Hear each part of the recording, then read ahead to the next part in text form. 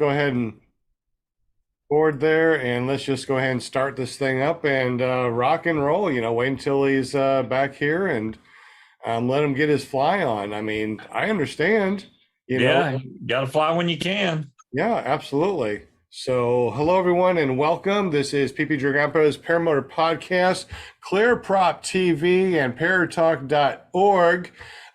We are coming to you live from Bad Apples. Now, our guest, James Sutherland, he is kicking back. He's just going to go out for a quick flight, but he will be back at 7 o'clock sharp, so he says. I don't know if that's even possible, because it usually takes me 10 minutes just to lay out my wing, but hey, when you're Charlie Soap, you can do whatever you want to, right? So anyways, I figure we'll take this opportunity to say hello to everybody and do our intro. My name is Sean Simons, PPG Grandpa. You can always find me at ppggrandpa.com. I run paramotorarkansas.com flight school and also a nonprofit organization called runintothesky.org. Welcome. I'm a dog dad. Let's go ahead and say hi to Will Fly. He's also over at Bad Apples. I don't know if his internet's good or not, but we'll find out here in 3, 2, 1. What's up? What's up? Can you hear me? Yeah, hear you good, man. Oh man, Bad Apples. It's funny. James just walked by and he said, "Oh, I got to be on ClearProp." And I'm like, "Oh, yeah, that's right, ClearProp." I got to. But then I couldn't. It does that two-factor, three-factor, four-factor identification. And so, anyways, I'm here and I'm glad to be here. Excellent. Well, we're glad that you're here too. How's Bad Apples been? It's hasn't actually started yet. This is Monday, and it starts on what? Wednesday, I think. And right. It's already filling up pretty fast. I think that one starts Thursday. Yeah, it should start Thursday. Yeah. And they're expecting 400 pilots this year, so it should be wide open. So what have you done? When did you get there, and have you flown yet, or what's going on over there? No, I haven't flown yet, but I got here just today, probably about 4 hours ago, and Is it already packed? No, it's not. I wouldn't call it packed. I mean, but it will become. It will be. Yeah, it's crazy.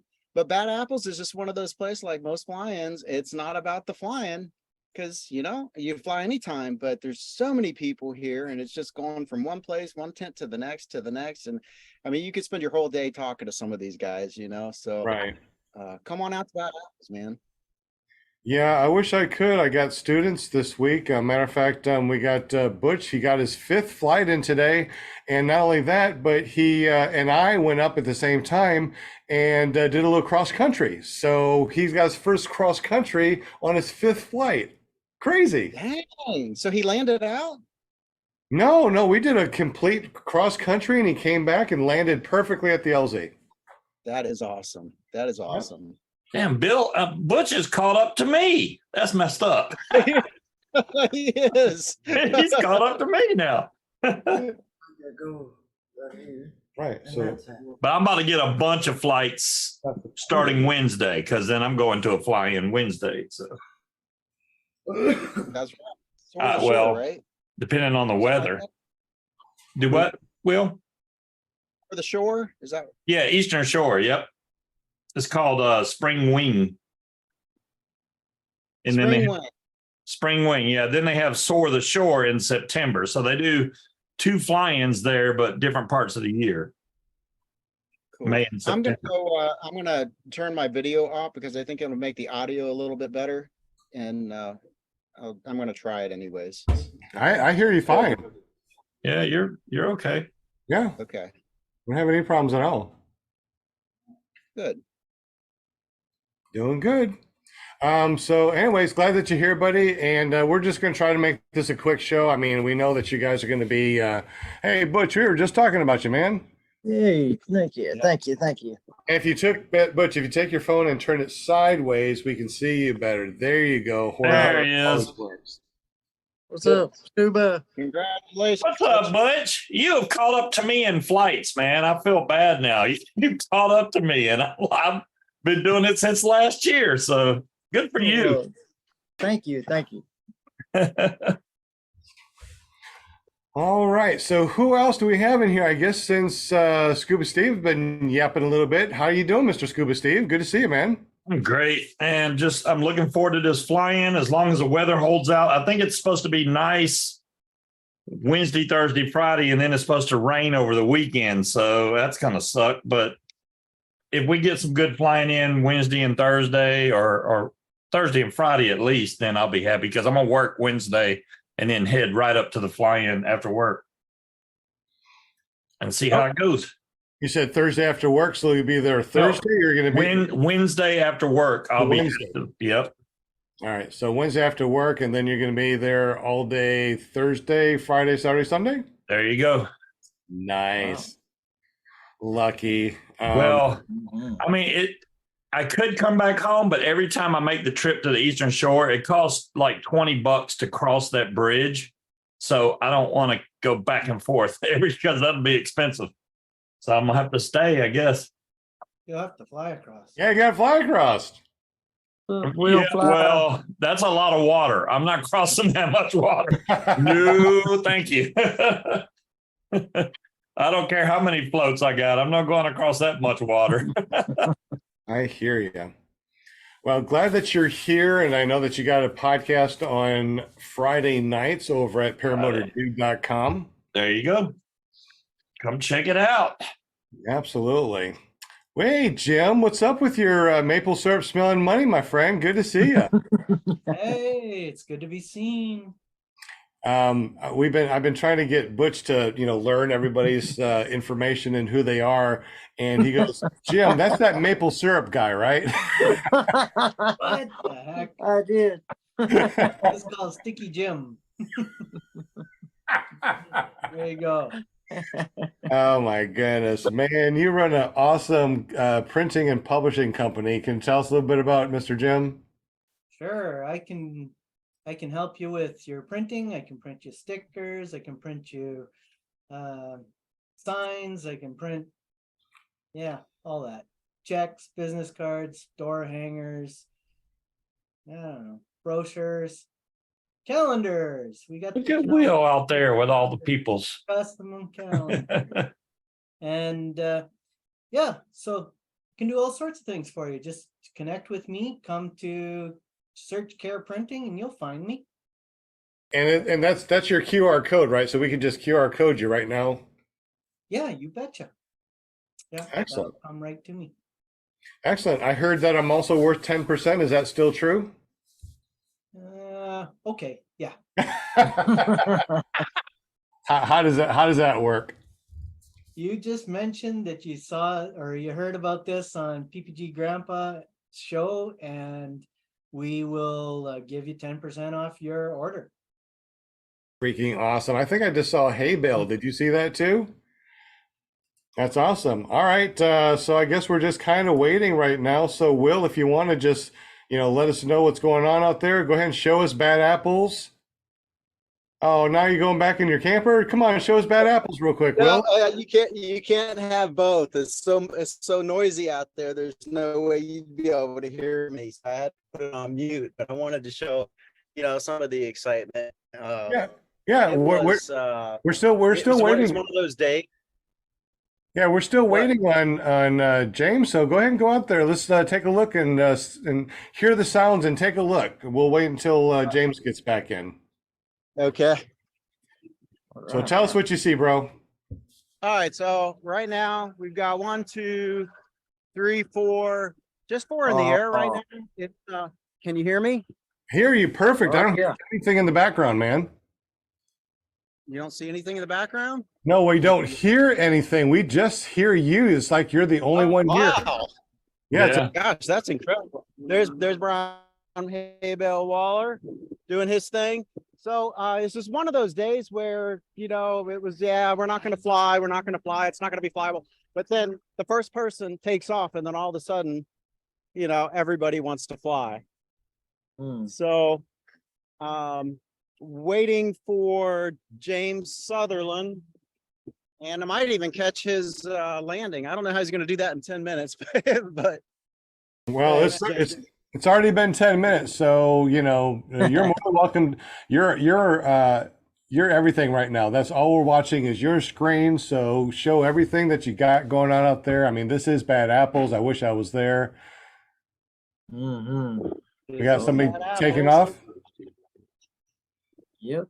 So the nice thing about Bad Apples is not only do you get to meet a whole bunch of neat people, just about every vendor you could possibly imagine is represented here. So if you have questions or even want to try different wings, something like that, I think that's James up there. See if I can get it. Yeah, I think there we go. I think that's James up there. And, Yeah, got a couple people ready to launch.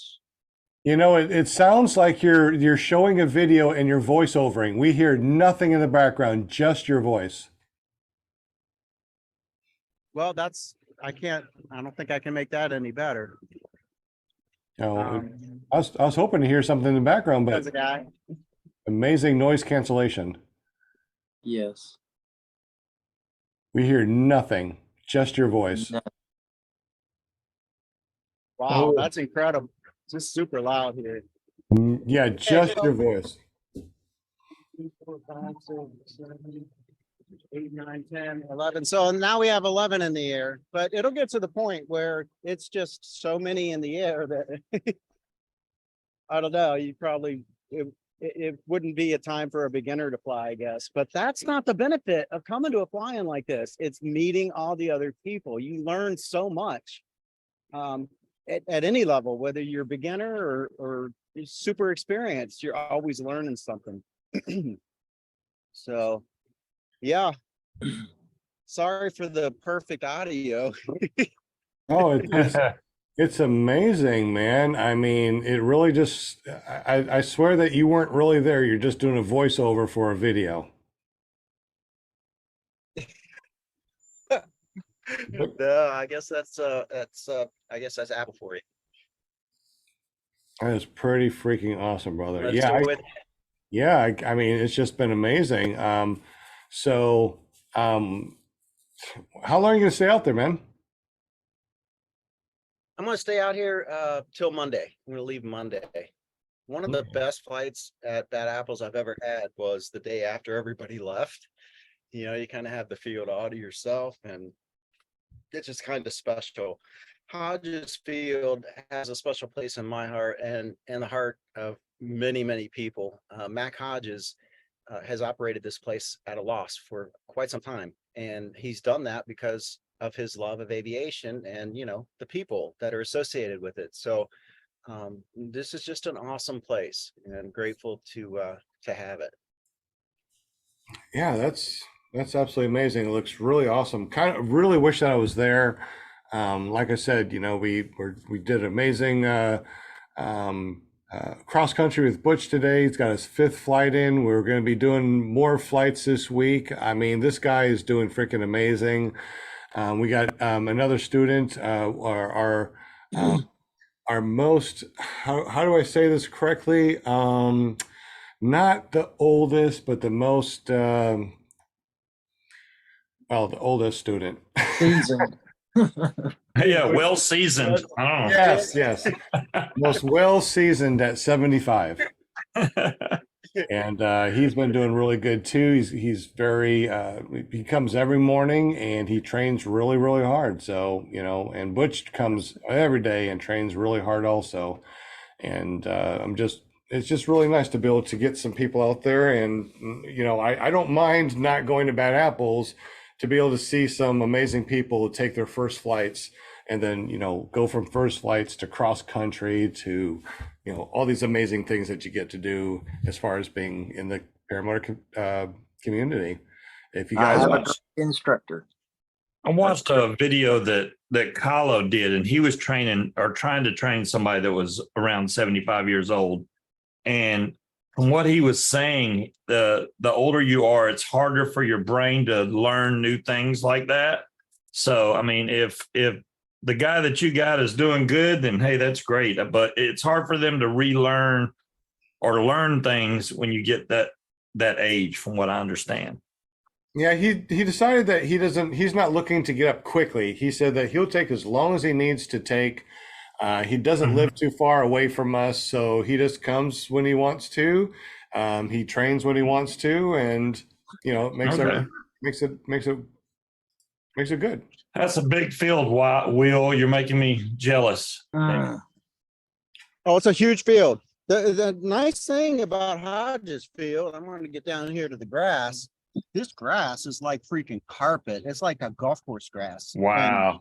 even when it rains, I mean, 10 minutes later or 5 minutes later, you come out and it's like dry as can be. Touch the grass. Touch the grass. Yeah. Yeah. It's an awesome field. So I'm going to sit out here, Shane, and kind of have it in the background. If you can still hear me and everything.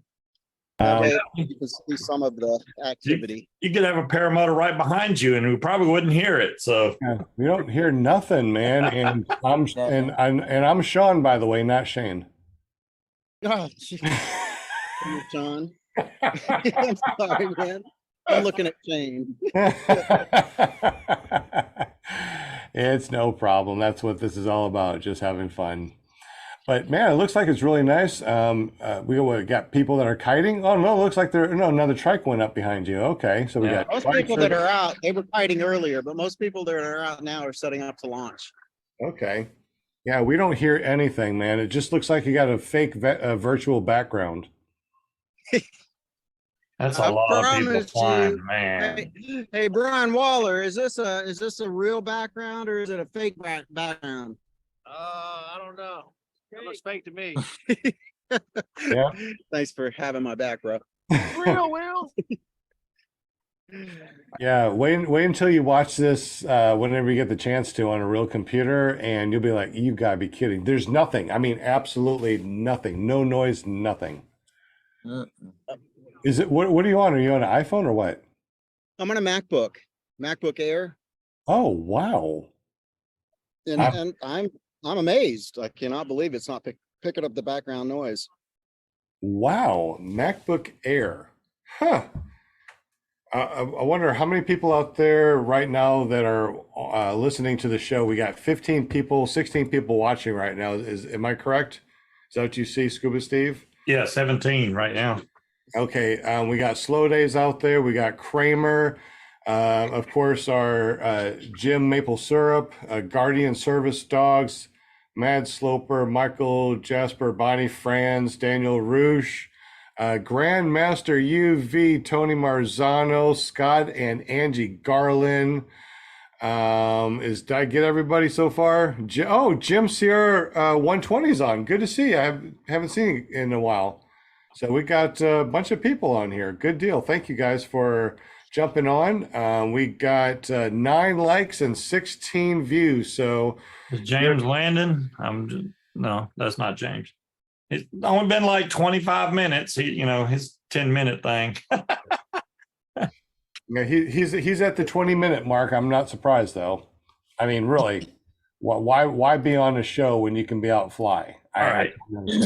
I got a question while we're killing time. Yeah. Y'all know a lot about aircraft radios because I just got mine yesterday, and it's kind of weird because I've tried messing with the squelch. If I touch the antenna, it's quiet. If I let go, I have to touch the antenna. I don't get it. Now I can hear the tower from the Air Force Base, but man, they talk fast. So whenever I do have to contact them, this is a Yaesu 550, which is probably not going to show up on the screen very well. There it is. But it actually did very well. We could see it perfect. Wow, that's loud. But yeah. What's loud? You didn't hear it? No, the noise cancellation on everybody's stuff is just amazing. Well, I know this one has noise cancel, but I'm surprised it didn't cancel that out. That was really loud. Didn't hear a thing. Didn't hear a Yeah, thing. so when your motor's running, that's when it does that, right, Steve? When my motor's running, no, this is right here in my office. When you touch it. And you you're turned your creating squelch up? interference. Yeah, I can turn it. When I turn the squelch up, I have to turn it almost all the way up to make it go away. But I can, if I'm touching it, I can turn the squelch all the way down. I Sounds have like to a do the bad same crap. thing on my icon. Whoa. Who said what? I have to do the same thing on my icon. I basically had it's got a setting from 1 to 10, and I keep it on 10. The Oh, squelch. wow. Okay. So it's not just me. All right. I don't think so. Yeah. I mean, Yeah. well, I did another antenna and it's completely quiet. It's a real short antenna, which is great for short range, but it's not good for long range. I can turn the squelch way down on that one, but I don't know. Maybe I'll play around or get a different antenna because Sounds like something about the grounding so far. It sounds just like grounding issues. it's weird. Oh, I got it blocked where I won't broadcast by accident right now because I don't want to contact that tower and then they go, "Hey, what are you doing?" I don't know. So on that, and we talked about this before about if you have a resistor cap, Mhm. and if you're using a resistor cap and you're using a spark plug that's also a resistor spark plug, somehow those two cancel each other out. So you could try using just a regular spark plug to see if that helps. Well, I have a line filter too, but I haven't even hooked a headset yet to it, so I don't or taking it flying yet. So we'll see. So, Will, what is a resistor cap spark plug? What'd you say? It's a resistor. Now I am not a mechanic, so I don't know. But it's I guess the cap that goes on your spark plug, they do something special to it where it keeps it from interfering with radio signals. But then so does the spark plug. If the spark plug has an R in it, like what is it, BR1? I don't BR remember. 549. Yeah, BR549. But if it has an R in it, it's a resistor spark plug. And so you've got a resistor cap and a resistor plug, and those two are kind of canceling each other out if they're used in combination. You only need one or the other. That may help. This has been the bane of my existence, and that's clear communication. I've not yet been able to find a solid way of doing it. I'm pretty good on the aviation radio because I kind of know what they're going to say. I kind of expect it, and I can fill in the gaps. Mhm. Can you hear that? Yes. Barely. I heard some roar like a motor noise just for a second. So it's just something to try. I've also tried those little ferrule barrels or whatever they're called. They're little barrels with magnets in it that you can clip around wires. They've Yeah, helped some. that's what this is. Yeah, if you're going to use those though, you want to put a piece of tape around it because I have had them come off. And, Yeah, that Tony, would I serve. got a risky biscuits. All right, I got to tell you, I saw something today. I must be old and not with the times. Have y'all heard of Mr. Funnel? Nobody has. Do you know what it does? It blows my mind. It removes water from gas. So if you get a giant thing of gas and it gets water in it, you can pour this through this filter and it takes the water out of the gas and only puts fuel in there. It also will, because ethanol will mix with water, you can put more, like if you buy ethanol gas and you add water to it, the ethanol will bind with the water, then run it through the filter, and then you'll have non-ethanol gas.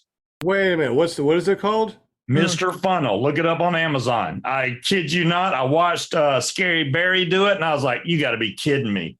He literally pours it in there. Nothing comes out but fuel, no water. He had like 3 drops, so he did it twice, pure fuel.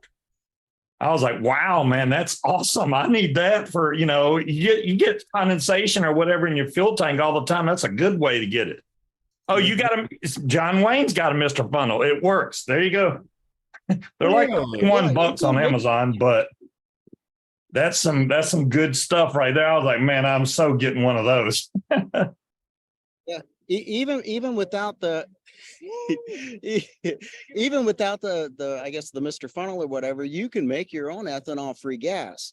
And so if you pour, I think it's 26 ounces of water per gallon of regular, with ethanol gas, Mhm. that water, the ethanol is more soluble in the water than it is the gasoline, and the water and the ethanol will settle to the bottom.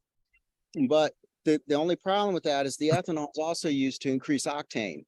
So if you're going to do that, you need to start with a higher octane level. In other words, you wouldn't start, if you started with a 92 whatever octane level, Right. the time you were done, you'd be at a lower octane. So Oh, I got you. I didn't think about it bringing the octane level down. But you also know too that the lower the octane, the more power there is, right? well, I didn't think about it that way. So and then as far as the two-stroke motors that we use, how would that affect it? And that's something I'd have to investigate. I only use the 87 non-ethanol, and I've been doing that for years, and I've had no problems at all. Matter of fact, I liked having that extra power because, I don't know, it feels like it runs better than the 92, 93. Yeah. So Well, here's because- something that would be a neat experiment if for anyone to do. Just take a little of regular gasoline and then pour a little bit of water, but know how much water you're putting in there, like 1 ounce, 2 ounces or whatever, and then pour it in the gasoline and then let it settle. And you'll see that if you start it out with 1 ounce of water, you'll end up with 1.2 of the clear stuff at the bottom. So that other extra is the ethanol that's also settled. Yeah. Kind of interesting. That's what I was saying, that you could use that filter. If you add water to the gasoline so that the ethanol can bond with it, then when you filter it again, it takes all that out and you just got regular gas then. Or you could siphon from the top. And Yeah, you can could do that. You just got to be careful. Yeah, You get a little too low and, oh man, I pulled water up in there. That's right. I'm not exactly sure how that works though. I mean, how does it remove? It's a hydrophobic filter or something. So it repels water. So when you put gas through it, it keeps the water out, but lets the fuel through. So the water stays inside the actual fuel. In the funnel. There you go. funnel. Yep. And the gas comes out of the bottom. It's amazing to watch. I was like, wow, it's really working. I mean, he did it because he went and bought like 55 gallons of non-ethanol fuel. And it just so happened that the gas station he got it from, there was water in their gas. So he had to go and filter all that stuff. Yeah, that's it right there. That's it. Interesting. Oh, Mr. Funnel, yeah, we all know about that. Steve. Removes water, dirt, and debris. That's the other good thing. It not only gets the water out, it gets all kind of dirt and crap that's in those gas tanks that's sitting at fuel. Because don't think that all the fuel comes out of them pumps are dirt free, because they're not. Especially a fuel tanker's in there filling. At the moment you fill up, that's the worst time you can fill up your car, is when they're pumping gas in there, because it mixes all that crap up that's in the bottom. So don't fill your car up when one of those tanker trucks are filling the big tanks. Yeah, I've definitely heard that a lot of times, and I've seen those tanker trucks there, and I just move on to the next. Yeah, okay, so here's a good question. So you filter, and that is neat. That's actually a lot simpler than, letting it settle and siphoning from the top. Right. But then the question would be, non-ethanol gas costs more, right? So Yeah. I wonder what the real comparison is to buying the regular gas and then filtering out the excess or the ethanol. Wonder how that weighs out. Well, the only real value is that your lines are gonna stay longer. But Yeah. I mean, it still burns, it's functional, and there's no real point in getting rid of the ethanol. Yeah, well, I meant like monetarily, the cost of buying It the water and the ethanol does do a number on your membranes and stuff on your carburetor. So I've been using non-ethanol, and I mean, every year I do a maintenance anyways, but I don't have any problems. Matter of fact, my carburetor still feels like it's brand new. Now, when I first started, I was too cheap, and I used the ethanol gas, the stuff that you normally get at the pump, and the membranes and stuff, I'd have to replace those things like twice a year. So it does mess up your carburetor, I think, if you don't use the non-ethanol. So having a fuel filter like that probably would be pretty good. What do you guys think? I mean, what is your experience on the panel, and what is your experience in the super chat? Let us know, because this is a really interesting topic that we're talking about. Yeah.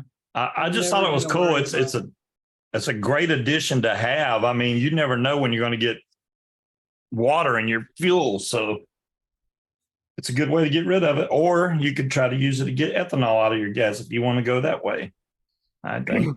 So that's only for gas. That's not after you mix it with oil, right? I mean, that's just your gas. No, it doesn't matter. Even if it's mixed, it's fine. Really? Because gas mixes with that oil. Gas mixes with oil. Gas does not mix with water. That's why it separates. Gas is Interesting. Eric Von Eric, thank you very much for your donation. We definitely appreciate that. Yeah, I've never, I'm gonna have to mess around with that. I'm gonna have to buy one. I actually just put one in my Amazon cart, and I'm like, I'm gonna check this out. This sounds cool. Let us know how it goes, because I know I'm gonna get one too. I just not yet. I'm gonna wait till after this fly-in, then I'll get it. Jeremy said get ethanol free gas if you can find it, and John Wayne said the new membranes will use ethanol. I've never had a problem. Hello, There's an everybody. app called Oh, you're that back. will It's only been 10 hey, minutes. what's up, James? Long It's 10 10 minutes, minutes. man. And that was the 10 quickest 10 minutes ever. I was on my ex-wife's time. Sorry about that. That's fine. Well, glad that you made it, James. So tell us a little bit about yourself, and how did you get into paramotoring?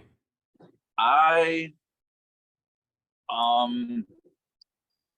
am the owner of, or one of the owners of, a chemical company called Sutherland Products. We make Charlie soap, and I was looking for something to do.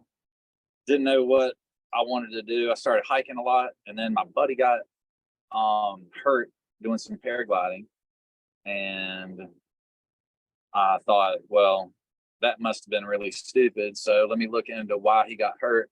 And the next thing you know, I'm looking at statistics of PPG versus every other kind of flying. And it seemed pretty safe. So I don't know, I fell in love with it immediately, even though my really close friend had just gotten paralyzed in his right leg. I don't know, it was just something I had to do. So I had never been able to fly before. It was very, very scary to me to get off the ground or be even in a swing that was swinging up high. But I got over that and been flying ever since. In fact, Brian Goff is here, who taught me, got me in the air for the first time.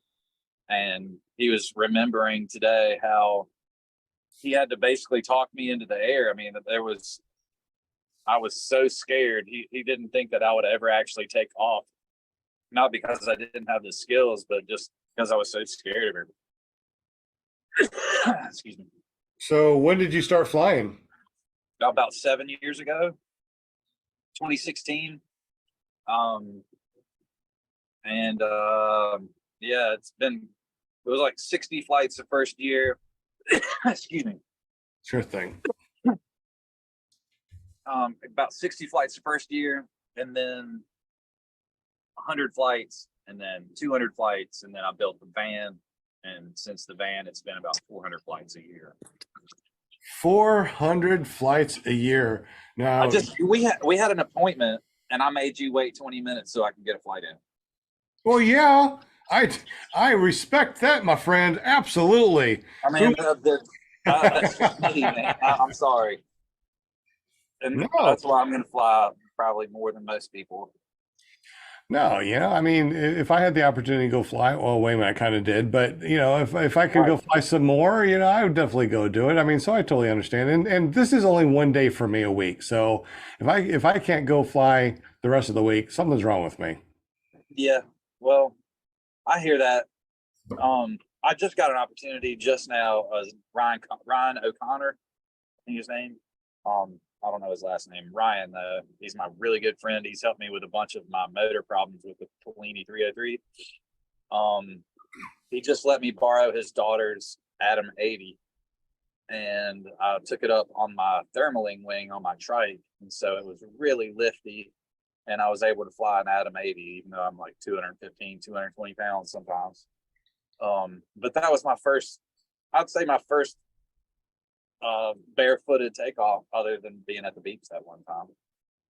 So, Well, I mean, my go-to motor is an Atom 80, and I've been flying it when I was 250 pounds, and I'm down to 220 pounds, and it's fine. It nice. has, lots of lift, lots of power.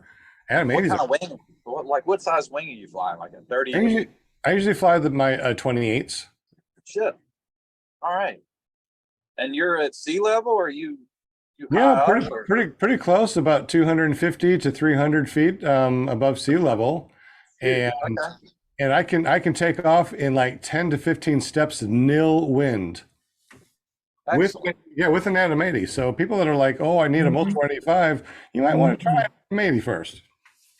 Yeah, I mean, it's a nice little rig. I wouldn't say it was quick to get off the ground, but it was fun. And with the 29, it was exactly what I needed. I've been going for as low and slow as I could possibly go for about a year and a half now. Not low, but just slow. I like the Bodie wings for some reason.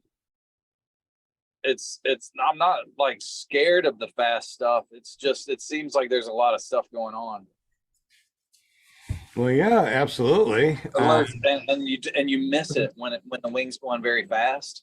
You miss all the physics that's going on. And so with a really slow wing, like, I don't know, it seems like it's more intimate with what's going on with the air, what's going on with the thermals and just everything. And I don't know. Everybody told me to get into a B wing if I wanted to get into maneuvers. So I went to a B, like a high B, and now I've got a low B that I bought just because it's slow and fun. Anyways, I agree. I like the Bodie wings. The Bodie wings are really awesome, especially in nil wind. You can get up in almost 0 steps. I really like it. yeah. Hey, James, are you still traveling with Aviator? I'm not.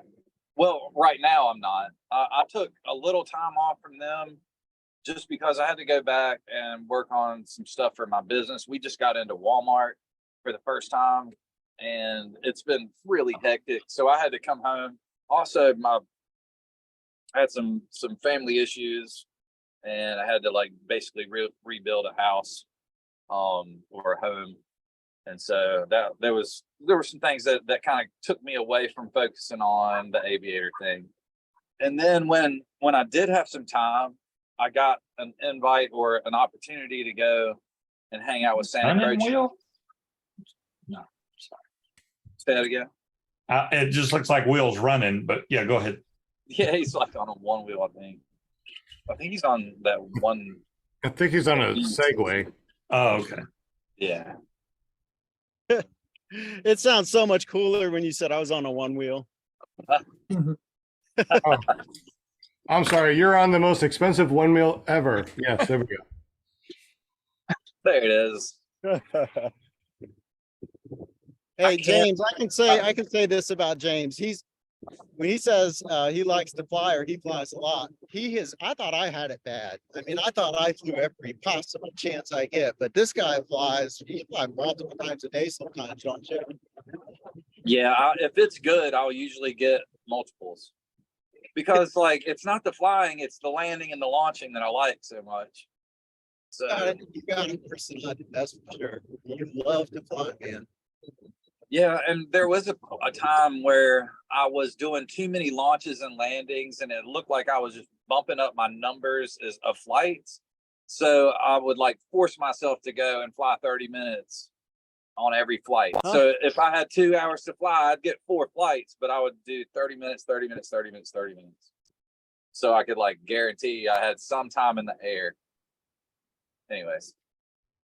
I think we got a question in the super chat. Jim, can you let us know what that is, please? Yeah, Oh, I Jim, was saying pass by.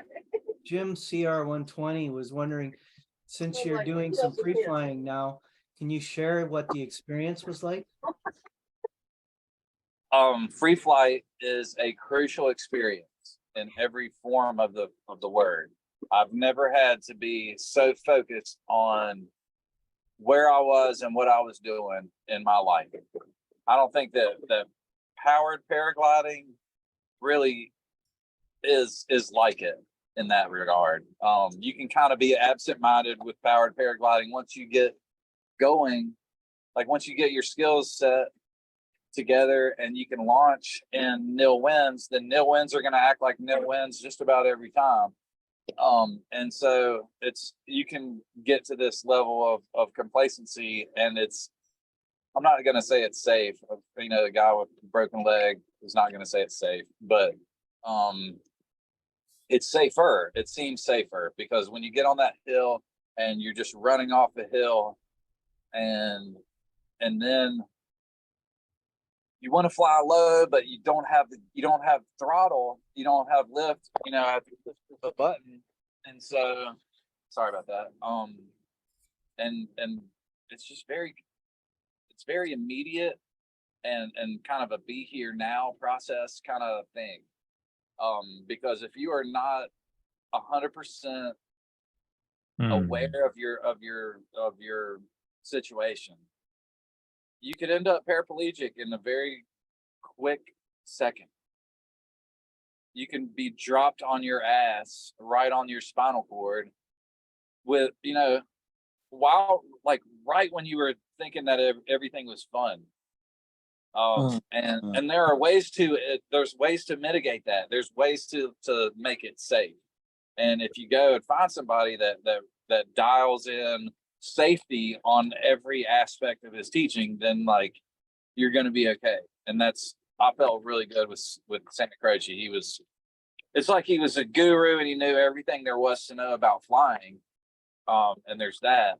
But what also I thought was cool was every time that he had a point about flying to make, it was a safety point. It was every single time that he talked about any kind of technique or situation or weather or rule or gear, anything. It was all from some safety aspect. And he had this, I don't know, it changed my whole flying, my thoughts about flying, at least. I think it was pretty eye-opening 2 weeks. And I can't wait to get back out there. So you flew free flying for how many years before you got into paramotoring, or both together, or how'd that work? So I started paramotoring 7 years ago. I had never done free flying until 3 weeks ago. Oh, okay. Wow. Got it. Yes, I called Santa Croce, or I sent him a text, and I sent this huge long letter diatribe about everything I'd done in paragliding, all of my problems, all of my gear, all of my training, you know, hanging out with all the schools that I've been to and getting my certification and the tandem certification and all that. And I said I just worked with Aviator. They chose me to be the brand ambassador, and he sent me back. It was a very long email, and he sent me back an email with like maybe 2 sentences in it, and it said, "James, I know who you are. Get out here as soon as you can." And I was like, "Excellent. This is the guy that I probably need to be talking to." And when I got out there, it was like I got to watch him turn away. He had to turn away students right and left because people were coming to him constantly on the hill. And then there were certain people that you saw on the hill that had so much energy and so much like want to do well, even though they didn't have an instructor. They just had the drive, and so he would go over there and help those people. And basically, anybody that really wants to do well, he's there to help you. And I don't know, he's got a lot of good videos on safety, and I'd definitely go check him out if you can. Superfly paragliding. Will, I hope you brought a pen with you because it seems like a lot of people know you and you're going to have to sign some autographs. No, I don't. No, I charge for an autograph. Will knows a ton of people. Huh? You're on national television right now. Yeah. That's right. This got to keep it Take PPG. your shirt off. Never know what people are going to say.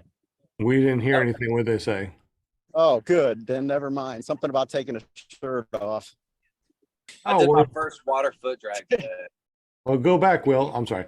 Yeah, James, tell us about your first water foot drag. That was it. I was just I was so excited, man, just to get. I don't know. It seems like it's so much fun. Everybody else doing it, and I never got to do it on the track. But you did grass foot drags before the water, though, right? I No. Not really. Yeah, I did a little bit. I did a Oh, couple okay. foot drags, but then the water's right there at Bad Apples, and so Right. I just. I was gonna went say, for it.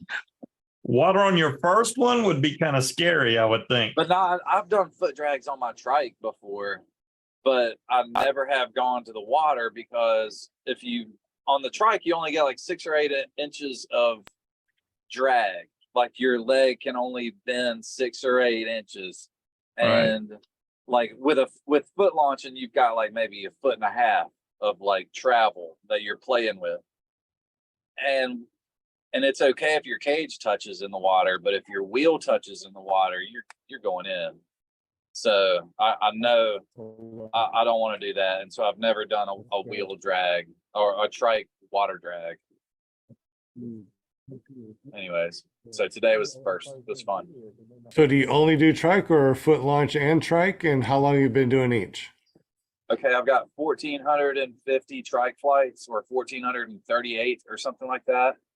And I have about 95 foot launches and about 30 paragliding flights.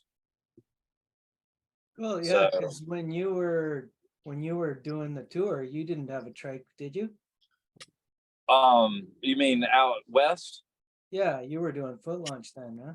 I did a couple of foot launches, but I had just learned, and I did have my trike on me. That was out there in Salton Sea, man. It was cool to fly a trike in front of everybody and like get all the accolades or whatever. And plus, it was just cool to be down in those canyons at Salton Sea. I don't know if any of y'all have been out there, but it's beautiful. I got to fly Moab and Salton Sea, and of course the circus. Now, did I see you at Salton Sea or did I see you at circus? Both. We were Both. there together. Yeah. Yeah. The Got trike to was fly fun. that Viper XC. That was pretty cool. Do you like it? I did. I really enjoyed it. It definitely has got more play than my Mac Para, but then it was a heck of a lot smaller too. Yeah, it was a little small. But those two wings, the Viper XC and the Freeride 2 that Aviator gave me to take out there, they're both very fun wings. Everybody that I know that flies the Freeride 2 is just enamored with it fully. There's not a single person that has bought one that isn't like in love with it. Really? I might have to do that one day. Yeah. It's definitely a higher wing, but it's a D wing. I mean, I think it's a D wing, full on, non-rated, all that, unrated. Yeah, definitely have to try that out. Hey, Scuba Steve, is there any questions in the super chat? Yeah, Jim CR was asking, since you're a longtime trike pilot, how are you liking foot launch this year since you started foot launching? It's a lot of work, first off. I mean, that's my first impression is just it's a man's game, or like it's just a tougher person's game. No, I didn't mean chauvinistically, it's a man's game, but because there's a lot of beautiful women in this thing. But it's a workout. Yeah, I mean, Trike- compared to a trike trike- where you have none of the weight, then you foot launch and you got all that weight on your back and you have to run. So I could see that. Yeah. I launched with 32 liters of fuel the other day. Now that is heavy. How much is Yeah. 32 liters? That should be 8 gallons. That's How's that 50 even? pounds, How many pounds? about 50. 50 pounds. Wow. How many gallons? 5 gallons? Well, it's 4 liters per gallon about, and he said he had 32 liters. Yep, That's 8. Yeah, 4 8 times 8. gallons of 8 gallons of fuel. yep. How many gallons can you have in your paramotor in Canada? As many as I want. Oh, Oh, that's good. I get one benefit of living up here. that's it. Maple syrup Hey, smell. our battery died, so I'm mooching off James here. He's my peanut gallery.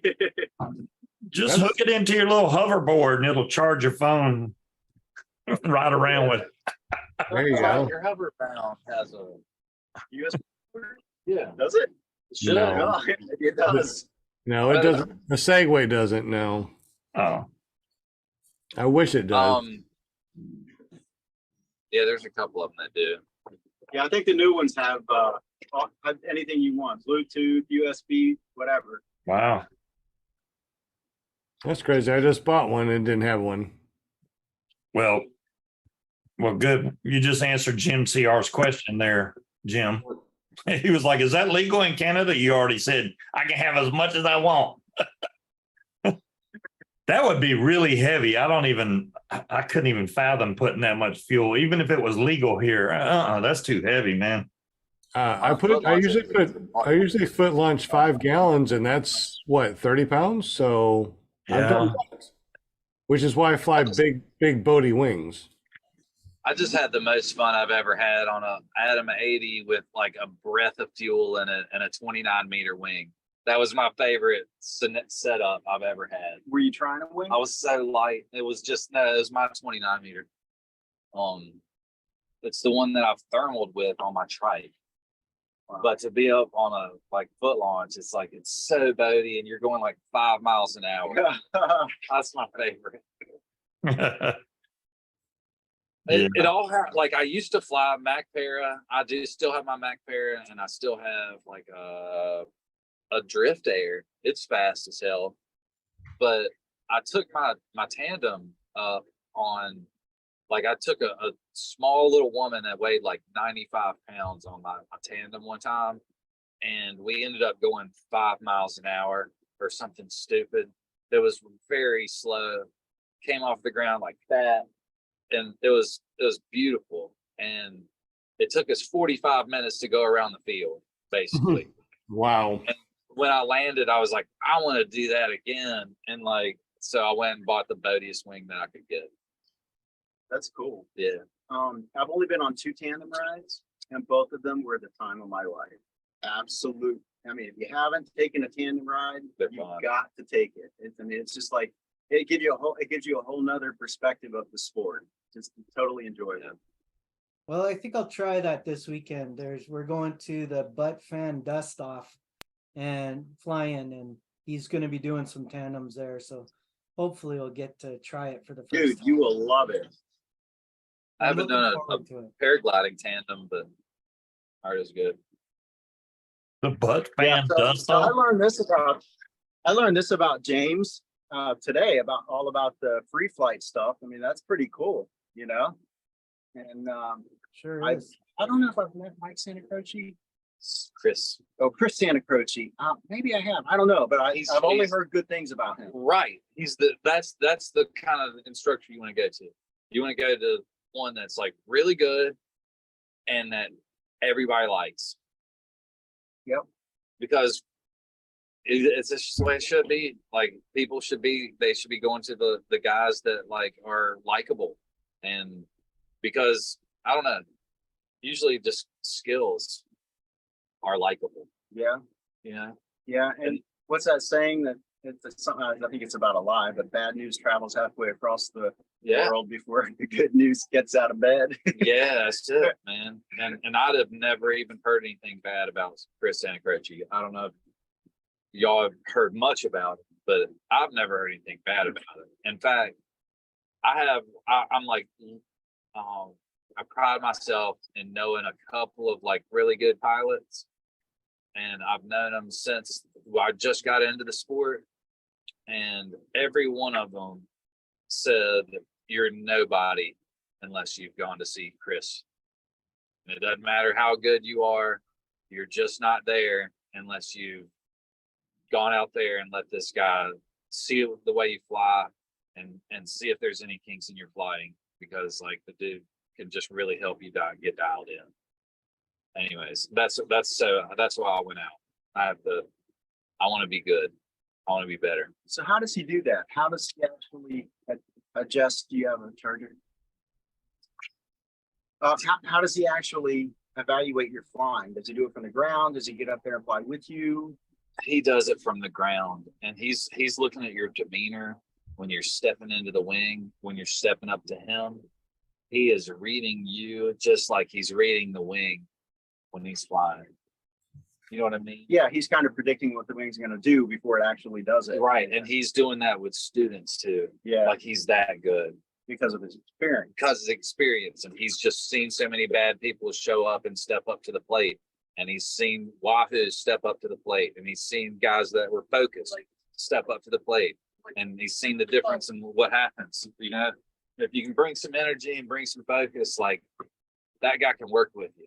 It's crazy. Like, Yeah. I got 100 times more serious the minute I got there because I didn't know what it was going to take to kind of keep his, I don't know, being around him made me want to take everything very seriously and just act like a student, the best student I could be. Not to blow anybody up, but like he was really good. And he flies right out of Salt Lake City area.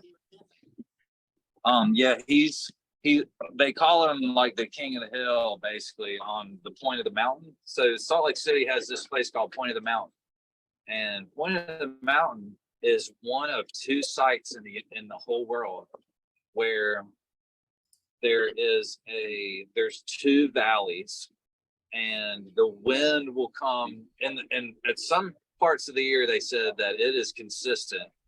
Beautiful winds every morning from the south and beautiful winds every evening from the north. And they have a south mountain and a north mountain. And it's awesome. Wow, cool. And You get a like lot of the flying. paragliding is I have to take this back because I'm trying to recover my phone because it's broken. well. I'm trying to not lose all my pictures. This interview might stop without that. He's going to lose battery power really fast now. We've got a percentage point or two. Okay, We should be okay.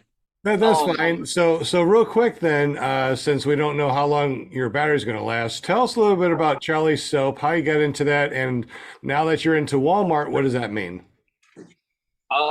Okay. I've been making soap selling soap since I was 8 years old. I'm 45. My dad has been selling soap since 76, which was 1 year before I was born. And that's what my whole family is about. And we don't make a single bit of soap. All we do is make detergent.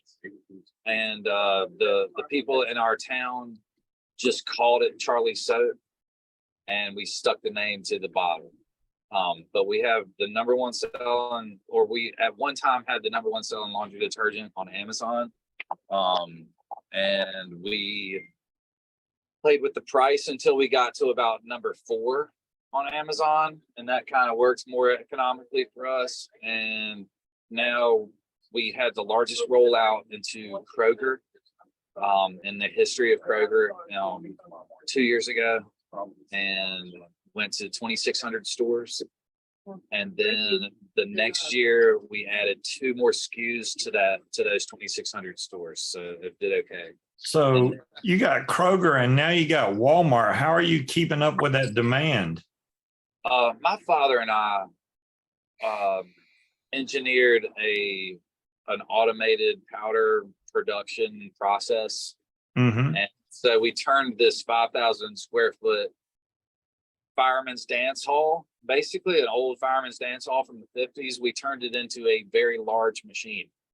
And so that machine pumps out about 16,000 pounds of powder a day. And I can, in the evening, I can make 10,000 pounds just by myself, with like 3 or 4 hours of work. Oh, okay. And so I've got 2 guys that can compete with Procter and Gamble and SC Johnson and Unilever. I don't know why they do it so inefficiently. I can not, because this English major that flies paramotors can do it faster than they can.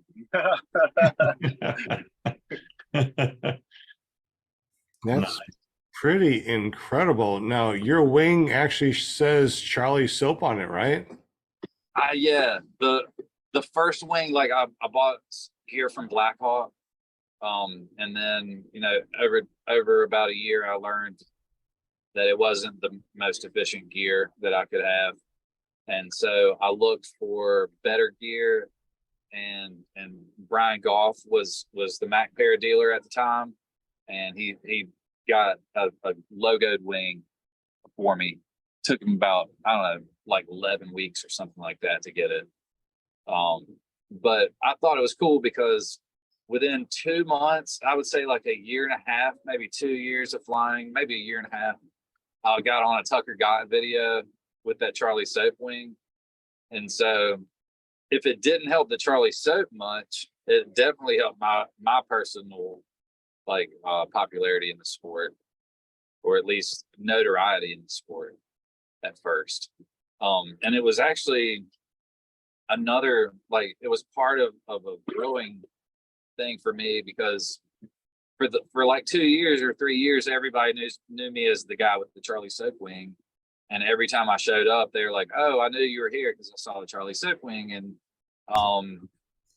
I wanted to start getting good at flying. So I got this other wing, and it didn't have Charlie Soap on it. And I decided to go to a fly-in without the Charlie Soap wing. And that was, I think, Grandpa, the time that you went to Moonshiners. Yeah. Do you remember that? I think you showed up, and I don't know, it was tough to launch or something like that. But I was awesome. Yeah, it was challenging. I mean, you're up in the mountains, and it's switchy. It was a really rough time for me, for sure, up at Moonshiners. So I went up there, and I had the intention of showing off. And so I've been working on my triking and working on my taxiing and all that. So I went up there, and they have like a T intersection, and I took off, or I inflated, turned 45 degrees, went out on the taxiway, turned 90 degrees with the wing inflated, and then took off. And then when I came in, I landed like that. I landed, slowed down, took a 90-degree downwind turn, and then a 180-degree turn, and landed next to my van. And I was like really showing off my skills. I thought, I think I still got this. I think I still got that super video. excited. Yeah, I think I still got that video, man. So I knew that I kind of was onto something when I ran into Ripa, and he was like, "Damn, Charlie." He's like, I didn't know that you were here. And I was just like, well, I didn't bring the Charlie Soap wing. And he was like, "Well, what are you flying then?" And I was like, "Did you see a trike do some taxi?" And he was like, "Man, there was a guy, he landed and did like a 90-degree turn and like a 100-degree, 80-degree." I was like, "That was me, man." And he's like, "Shit, dude." He's like, "You're really like coming along on that shit." So sorry, excuse my language, but yeah. Yeah, that was kind of like the turning point. Like I was going to be able to show off with triking, you know. Anyways, it was kind of cool. Are you And going ever to since be able to then, get another Charlie Soap wing, or what's going on with that? That's a good question. That is a right good there. question. I've tried to find somebody that really wants to help me get a logo on a wing, and I can't find them. Like I've heard there's a guy in Florida that does it, but I nobody can get me in touch with him. And unless I'm gonna buy a brand new Mac Para wing, it's hard to get a logo like from the factory. Like I think Ozone will do it from the factory. Probably. But it's Buddy so Brian's out there, expensive. and, you know, with the new Mac Para Colorado 2. Is it Colorado 2? Yeah. So we're gonna see a Darren's wheel trying to fly get a PCB wing. ring. Oh yeah, a wheel fly logo wing. I mean, you know. No. I mean, I've heard of, you know, like Never Trust a Skinny Chef Shane. He's got the Gauge logo on his wing. That's probably someone you could hook up with. Oh, there you go. Like I can't go from the Charlie Soap wing to anything smaller because when I contacted Mac Para, they said, how big did the, you know, can the logo, or I said, how big can the logo be? And they said, well, it can be as big as you want it to be. Just put it on the, you know, make a PDF and put it on there. So I stretched it to the very edge of the wing on there, and they said, we can do this, but we're going to have to change our CAD program to allow for different colors all the way to the edge of the wing. Do you mind investing whatever? And I ended up having to spend a couple of extra $100 for them to change their program. And so I could push the Charlie Soap wing, Charlie Soap logo all the way out to the edge. Well, you had they came back and said, okay, how about this? And you kept saying, is that as big as you can get it? As you can get it? Like they're like, well, like maybe we could do it bigger. I'm like, then do it bigger. Like it's however big the biggest you can get. So Charlie Soap is pretty. You can see Charlie's from easily 1,000 feet. You can still clearly see. Look at that. That's Charlie Soap. Yep. And I don't think there's any other logo that's like that. Not a lettered logo. Yeah. So I've got the next thing that I think that it won't say Charlie Soap. It'll just say Charlie's really big. But yeah, the next thing, I think I don't know. I'm kind of torn between getting a Bodie wing with it on there and like having a huge logo, like a 41 meter with a logo stretched all the way across it, you know, or like putting Charlie's on a smaller, like fast wing that I can show off with, you know, and so it's kind of up in the air right now. I'll probably It's up in the air. That's hilarious. No pun intended. You see what he did there? Yeah, it's up in the air. So, yeah. Do y'all did flying so, you know, like, did it just get under your skin like it did with me? Like with me, it was just a whole new thing. It was like I put on a suit that would never be, yeah, like I either put on a suit that I would never take off again, or I somehow figured out that the skin that I was wearing had a zipper and there was a pilot underneath, and I'll never realize, like, I'll never be something different. Like, that's what I am. Do you know what I mean? I thoroughly know what you mean. That's the way I feel like about it. I'm an all or nothing type of guy. And when I say I'm going to do something, I don't just do it half-hearted. I mean, I go all the way in.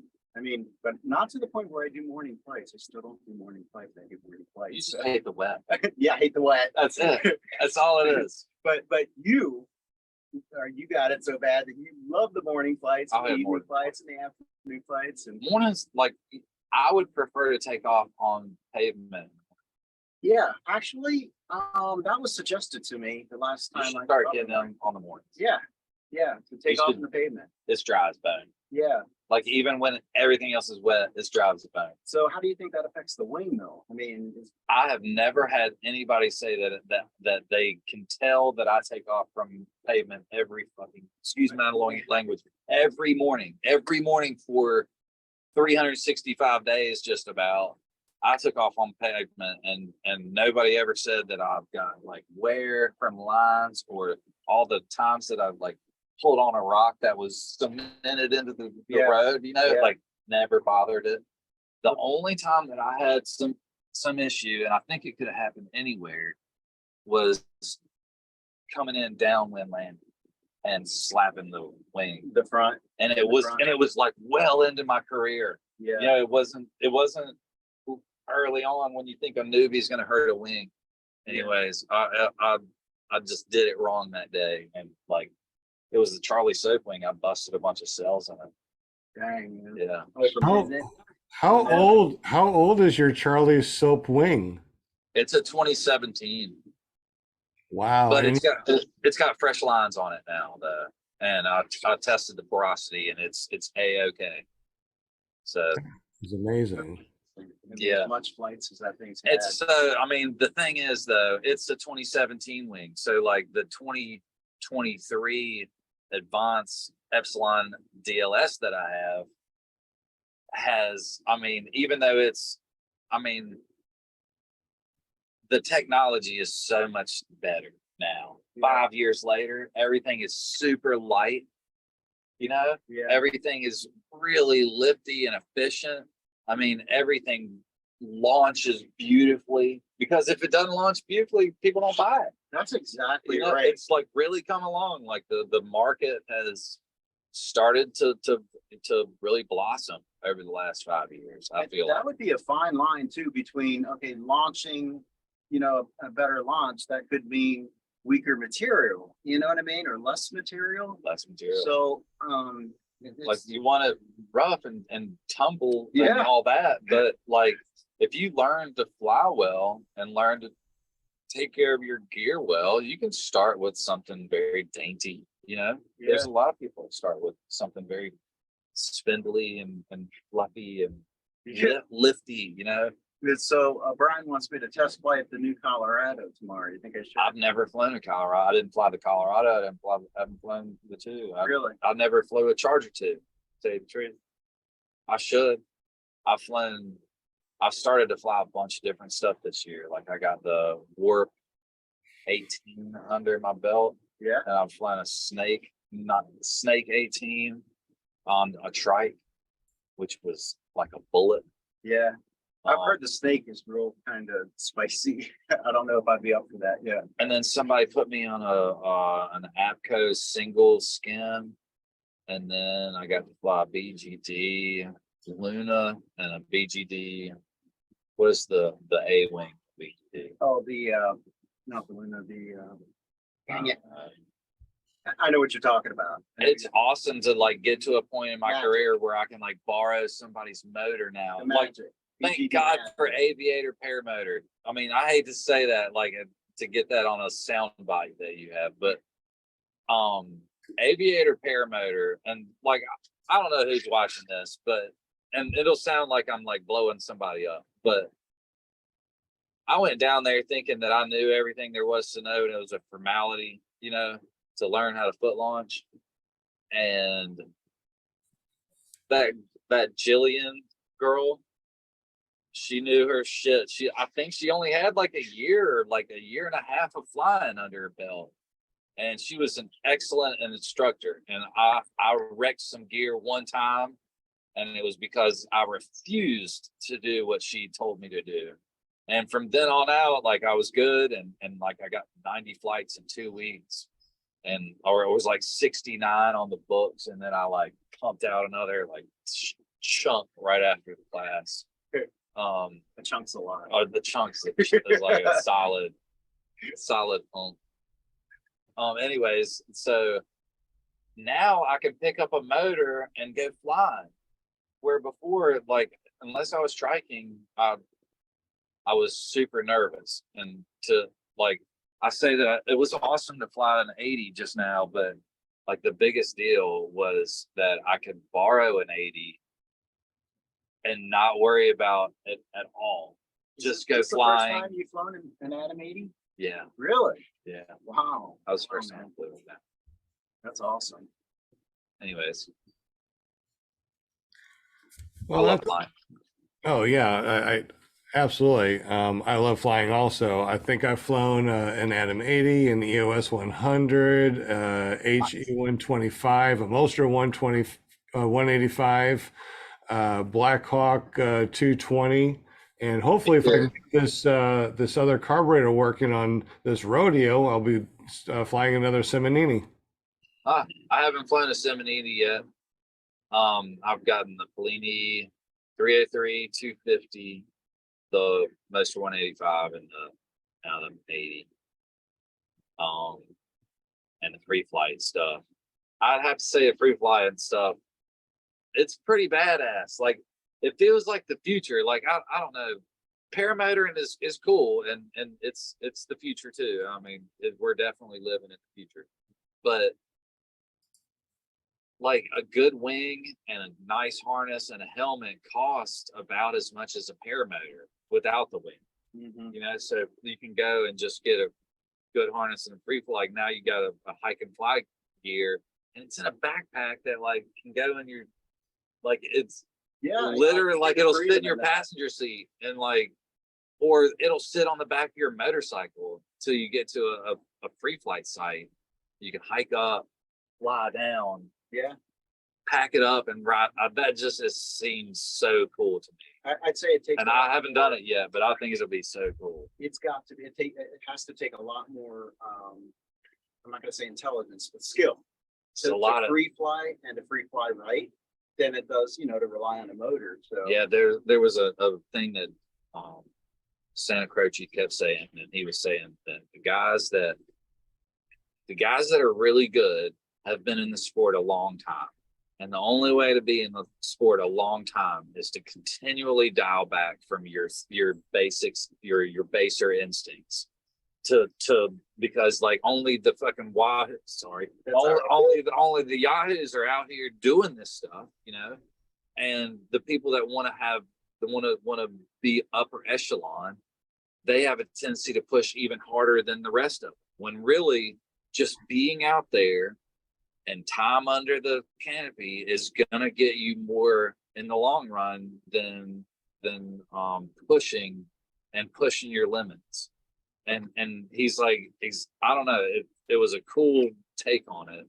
Basically, just be there, just get onto the field, just be at the mountain, get into your gear, and dial back every chance you get. You know, like, always, you know, watch yourself, push, but like at the end, be willing to like give up that last 30 minutes of flying before it gets nasty, or give up that day that like there's only 2 people out on the field, you know, and everybody's kiting. Just kite, you know, dial it back, like be the back of the pack kind of guy. And in the end, you're going to be there longer than everybody, and you're going to be an OG, and you're going to be better than everybody. And he's like, that was a cool idea. And it's something that I think we try to. Old gangster. I'm an old gangster. Yeah. Well, original gangster, I think, but I totally understand that's very Like, true. you have to be there for a while to be there. You have to be that. I mean, there's a lot of newbies that want to be like the top of the heap, and it's awesome, but like, you watch them push and push and push, and I've seen people that push too hard, and it doesn't matter how good they are, they end up either they end up dialing it back and staying in the sport, or they scare themselves and get out, or they die, or they get hurt and have to leave the sport. You know what I mean? So like, the only real way in the future is dialing it back and like and going easy. That's the only, statistically speaking, only real way to stay in the sport is to just keep dialing it back. You Not too much, but could have said that better. I mean, really, that's the best I've ever heard anybody say that. And part of dialing it back for me is remembering why I got into the sport to begin with, and that was just to fly, just to enjoy myself. Yeah, but somewhere along the line, it's like you cross that line. It's like, I want to do this next. I want to do this next. So yeah, that was an awesome way of saying it. You don't realize that like you're a daredevil until you start doing this stuff, and then once you do, you're like, oh my god, I've got a responsibility. Yep. So like Daredevil as long as possible. Yeah. That's only going to happen if I dial it back. But that was a Santa Croce thing. And he's talked about that in videos and stuff where he's like, you can't keep pushing and pushing and pushing because the guys that are all about flying and that's all they do, they're going to get hurt. Yeah. They will eventually get hurt. And because they're not thinking about the consequences, they just want to fly. And it sucks. Like historically speaking, though, I mean, he was speaking historic. You know, I don't have that history in the sport yet, but sort of do though. I got hurt. Yeah, I mean, that was a learning experience. I mean, I'm my sure. friends have I've got 2 friends that have broken backs, if not way more. There's a You've thing been in paragliding. Like, say You've again. been flying for 7 years and 400 flights a year for the last few years. That's you've got some serious time under that wing. Yeah, under a bunch of wings. Well, under a couple of wings. I wouldn't say a bunch. There are people Under- that have way under more. a wing. Under any wing, you've got some serious time. And Yeah. you've learned a lot. Like people wonder every once in a while I go for these long flights, like 3 or 4 hours, and people ask me, what the heck are you doing? Well, I'm constantly thinking, I'm constantly planning, I'm learning my fuel capacity, I'm learning how just incredible amounts of things. And Yeah. sure, yeah, I'm not doing touch and goes, but I am learning a lot, and I can't. It's amazing what you can learn just from sitting there under the wing and cruising. Yeah. It's just what do you call that? Just immersion or just Are being Are the there. broken backs from PPG or free flight? Somebody's asking. Well, I haven't been around the free flight guys enough, so the broken backs I've seen are from PPG. Wow. Okay. You know, Nick got super lucky last year with a broken pelvis. You know, I got super lucky with a broken femur. There's a lot of guys that didn't get lucky. You know, there's Jeff from Tucker's friend Jeff. Yeah. And a couple other guys. Predator Paramotor got hurt real bad last year. Just it's so dangerous, and we get so complacent. And like I feel like if everybody just spoke safety all the time, like that stuff wouldn't happen. You know, Yeah, I mean, like that's right. You have to ask all the yourself, time. what if the person, if the pilot was just flying normal and doing, you know, normal activities, would that accident have happened? Right. And was there one word that like a fellow pilot could have said to say, you know, check that line, or, you know, did you get an inspection? How often do you get an inspection? Or like, are we willing to shame other pilots? Because I think we should be. I think we should be willing to shame. I should be, you know, open to being shamed and open to shaming other people. You shouldn't have told me that, man. I think so. I believe so. I think if you don't, then you're limiting your experience as a pilot. You're Well, not getting some everything. people, some I people wouldn't aren't tell. willing to say something to you. Like I went my out onto the cell phone field the stuff. other day, got prepared, all ready to go, fired up, motor running, all of that, and then I realized my We need helmet that was sugar on. for the moonshine. So I'm so glad, but nobody said anything to me. So is there anything we didn't hear what you said, Jim? What? Sorry. Say that again. So I got it set up on the field, and then I realized motor was running, everything was, I was about to go, and I went to check my chin strap, realized I didn't have a helmet on. And this was at Salton Sea, tons of people all over. Not a single person mentioned it to me. They just thought that when I started walking back, the guy said to me, "Oh, I just thought you were one of those types of guys who wanted to fly like that." And I was like, heck no. Well, it's I don't know. I didn't get it. I mean, some people did. And I'm not saying I got into the sport to make enemies, but I didn't get into the sport to make friends. And I got into this sport because I wanted to learn how to fly. And then when I got in, once I realized that what I'm doing, like, the safer I do it, the safer I let everybody else be, or try to make everybody else, the safer I'm going to be. The safer I'm going to be, like, where I am, the safer I'm going to make everybody else, just out of example. I don't know. I got hurt, and it's just kind of, there are ways to continue to fly after you get hurt. You just have to pay your penance or whatever. I don't know, something like that. You gotta So get back on the course. I agree with you. If you see something that is an issue that you might think is an issue personally, mention it to the guy across, mention it to them if they're trying to take off or whatever.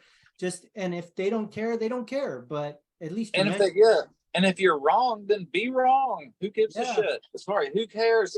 Who cares if you're wrong? Like, be willing to say, isn't it stupid to do that? Like, isn't this dumb? Like, I thought I heard that, like, going up at 2:30 when it's gusty is dumb. Why are you doing this? And let the person be like, well, because I want to. And consciously decide. He has to, like, voice the words. I'm deciding to risk my life. So step off, and that's okay. But, like, at least we should be the people that say, isn't that stupid? Or, I mean, people have done that to me, and there were certain things that I was ready to do. Like, I can do 13, 14 mile an hour forwards on a trike, where most people wouldn't try that stupid stuff. But it's still nice to know that some people will come up and be like, man, shouldn't you not do that? Yeah. I can see where the helmet, somebody might let it slide, but what if you saw somebody trying to ground start their paramotor? Right. We should kick him in the face. Sorry, but we should jump up and land both heels right on their chest. Like, someone it'll be better for them. It's way better for them. They'll be able to, they'll be able to walk that off. Like, they'll have a hand. Like, golly, I hate that stuff. There's something to that too, that, I mean, and this is something that's happened to me just recently.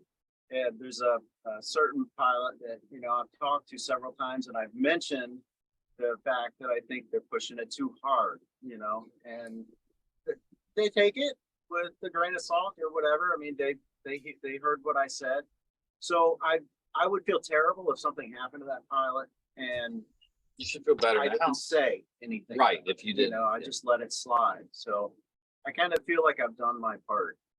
Yeah. Jim, the helmet stays on your head just fine without a chin strap attached. I know. Yeah, well, I've done that. I've been there.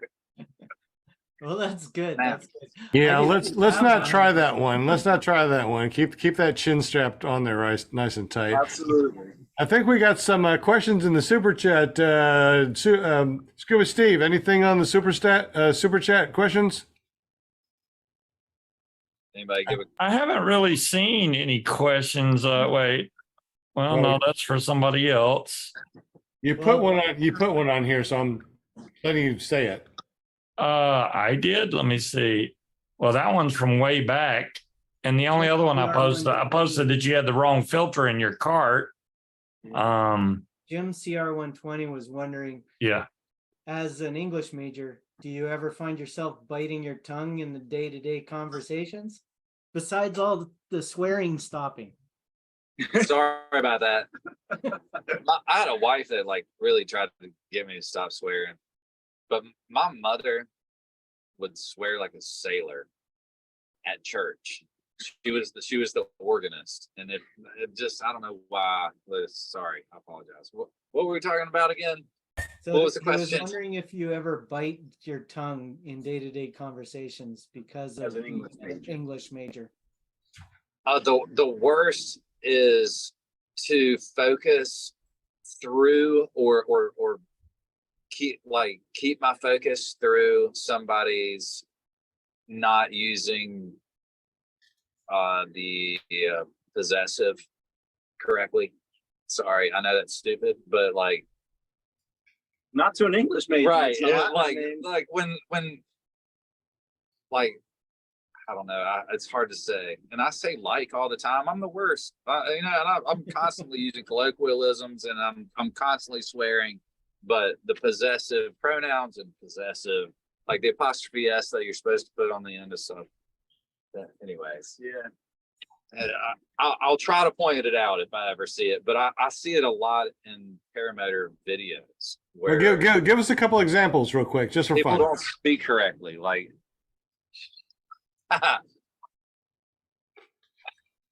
me correcting all of the videos is just a pain to my ears. Yeah. Because it's my correcting all of the videos. Yeah, you would have It's done not me correcting all the videos. If you were to ever say that or write it, you're supposed to say my correcting the videos. Pisses people off. Not me correcting the videos pisses people off. My correcting the videos pisses people off. Anyways, that's dumb. So that's my English major little. That's the English. It's the lesson for- yeah, it's the possessive. And you'll hear it if it's pointed out to you for about a week. You'll never stop hearing it. Give us a couple more. Give us a couple more examples. You have to hear it in real life. Like, but I can be like, did you hear that? Yeah. Like, You I and got I an are gonna example. go to bad really apples, sucked- right? say it again. You and me are gonna go to bad apples, right? Yeah, right. Oh, the one that I mess up all the time is We- your and you are. I screw that up all the time. They can- Yeah, Like, but you can get wow, away you with a lot are- of that stuff when you're texting. yeah, and when you're talking, you can get away with it too. Right. That one at least you can get away with, but like the possessive, I don't know. It's something my dad always harped on with me, and you can hear it, and it's almost the difference between somebody that is classically educated or, you know. Do you ever get pissed off at people talking about Illinois or Walmarts Or like a salmon. Walmarts or the internets. or Salmons? Salmons, Or yeah. I Kansas. looked that up yesterday, as a matter of fact. It's Salmon. It's supposed to be salmon, Salmon, yeah. but some people say salmon. The best one, the one that gets me is irregardless. I don't like when people say irregardless. Yeah, The my one that's really ex-wife big would in- make fun of me for saying that I was an English major because I barely read anything. But The one that's really bugging me lately is, you know. I No. don't, I cannot understand why people are gonna tell me something, but they tell me, you know, before they're telling me something. For crying out loud, if I know the damn thing, why tell me? Hey, Yeah, like, Jim. Hey, Jim. You know your maple syrup smelling money smells good. You know. Oh, You hey, know. the one that gets me is the one where they end when they end a sentence with an A. I don't know anybody who It's does Jim. that. Or what's worse is when they tell me what it's all about. Okay. Okay. I don't, Make sure to pick up a lot of decals from the event down there. We love the decals, sir. Yeah. I was like, oh, yeah. Okay, Decals, okay. Here's another one for you guys. Z28. I don't know. That sounds so feminine to me. Z28, isn't that that's a car, isn't it? That's a car, yeah. Car, but I mean, it's supposed to be a muscle car. It's supposed to be a Z28. That sounds cooler, actually. Yeah, I agree. But but we call it Z28. yeah, Yeah, that's the Americans. Well, Yeah, nobody. Zed's dead. I rock. that's all right. I like my aluminum cans, not my aluminium cans. Aluminium. You remember from Pulp Fiction? He's like, "Who's Zed, honey?" No, who's Zed, baby? Zed's dead. Because he stole Zed's bike. Anyways. All right. Butch, I want to hear how you liked your cross country, man. You haven't said a word the entire show, so you're there. What Yeah, happened? How far did y'all go? What are you talking I about? don't even know. I lost the LZ. I couldn't get back. I was like, oh man, where's it at? That's what Gaggle's for. Yeah, I don't have internet on my phone. Oh, okay. How So far y'all, did you go? y'all went pretty far though, right? Well, yeah, pretty far. Longer than I've ever been. Well, that's still cool. I mean, Yeah, on your it was fifth flight awesome. to do a cross country, that's awesome. If I do It that, I was. will go into bad airspace and they will shoot me down and Right. kill me. Lucky I had a great instructor and he was up there with me. I was following him around. There you go. Long as somebody knew where they were going. Yeah, exactly. Just don't want to lose them. Yeah, if you lose them, you would be screwed. I guess I'm landing. Hey, we're running out of battery juice here, Sean. All right, guys. Well, thank you so much for hanging out with us. We definitely appreciate you, y'all. James, have a great evening. Thank you for jumping on the show. We'll fly. Thank you for all the B-roll in the background when James was chatting with us. Y'all have a great time over at Bad Apples. Yeah, be safe down there. Absolutely. James, tell us a little bit about your Charlie soap and how we can go check that out real quick. Look at charliesoap.com. CHARLIESOAP. And we have a hypoallergenic laundry detergent that is better than anything in the world. And we have some surface cleaners. You can get it at Earth Fare, Fresh Market, Whole Foods, Lowe's Foods, Kroger, any owners, any store owned by Kroger, and now Walmart. Dang. I'll buy me some Charlie soap. Yeah, we Support got that new into 500. wing. We got Let's go and buy some soap to support your new Charlie soap wing. Please buy as much as you can. You're welcome to just put it down the drain. They say that it's safe to just throw in the trash. So just keep buying it and keep throwing it in the trash. No, don't do that because it's some good stuff. Hey, James, is it available up in Canada? There is a distributor out there, or we had one for a very long time. We were in home hardware or house hardware. Or, I can't remember. Oh, Home Gonna have hardware. it.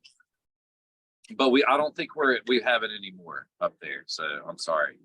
But you can definitely order it online. We're in Amazon Canada. So you should be able to get it there.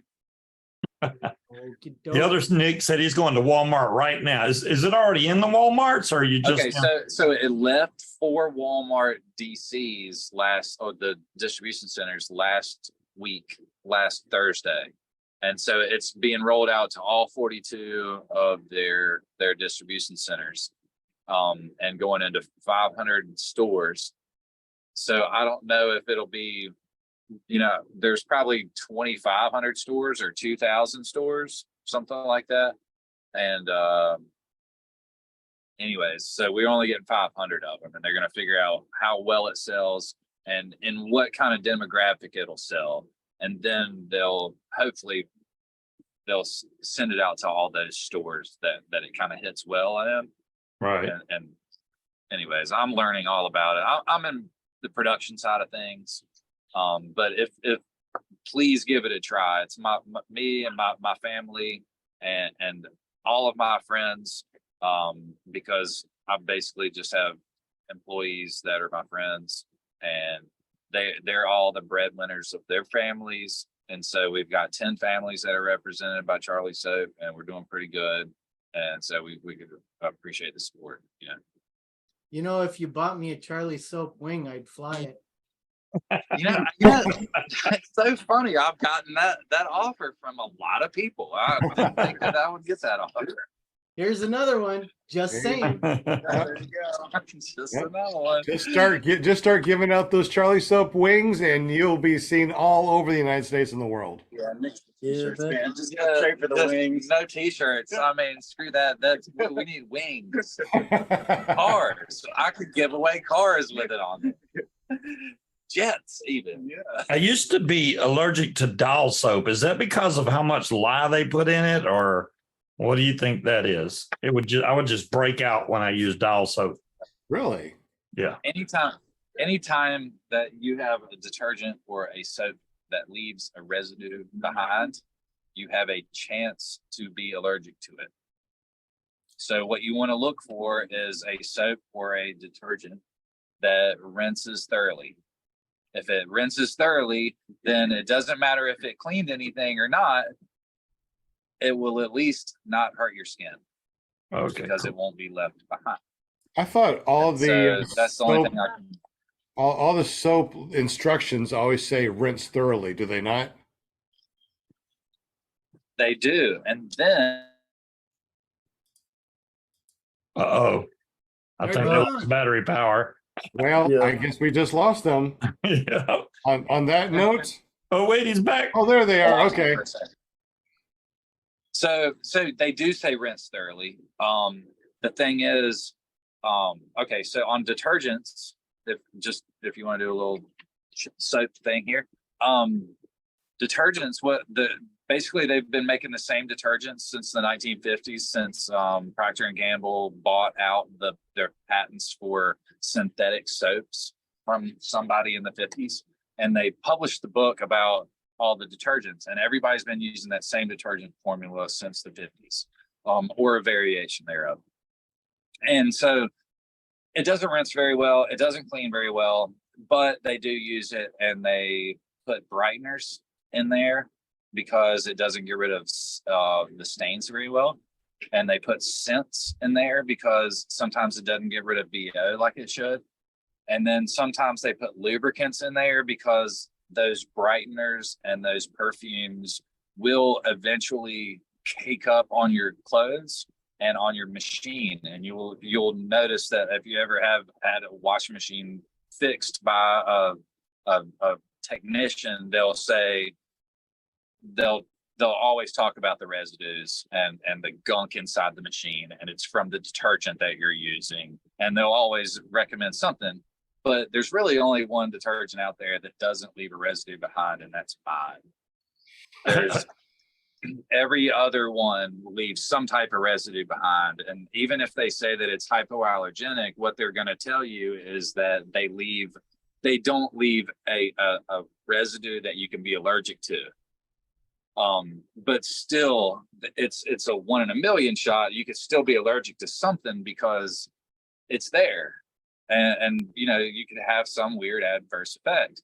But if you have nothing there, and it's just cotton with no residues on there, most people are not allergic to plain cotton or plain polyester or any nylon or anything like that. Most people are not allergic to those garments. They're allergic to whatever is attracted to those garments in the washing process or in the world. You know your stuff, man. Jim, I've been selling soap for a while. Jim wants to know, is there any soap that's good for moving stains on wings? I cannot recommend that you use my product for wings, but they recommend a mild detergent, I think, and I produce a mild detergent. There you go. That's a safe way.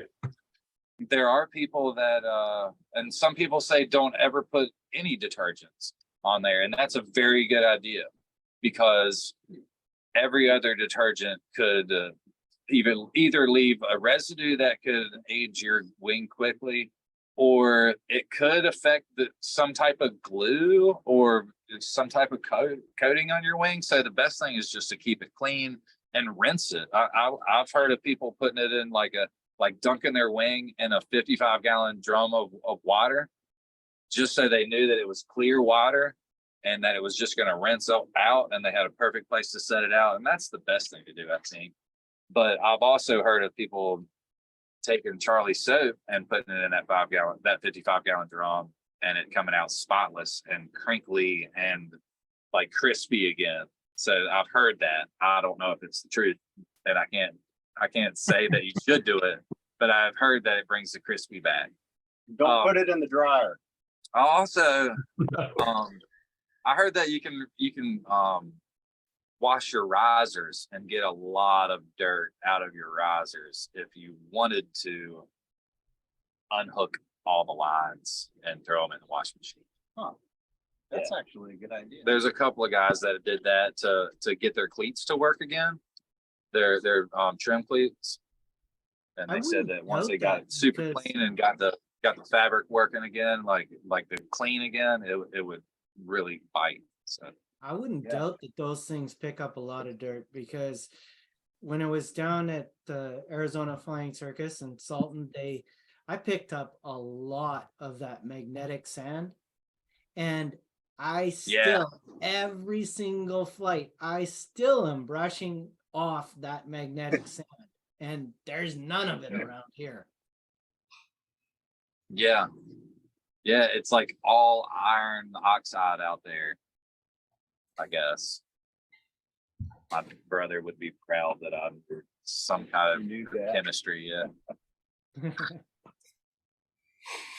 Well, that's pretty cool. That was my dad's We need my to dad's have biggest James back. letdown was when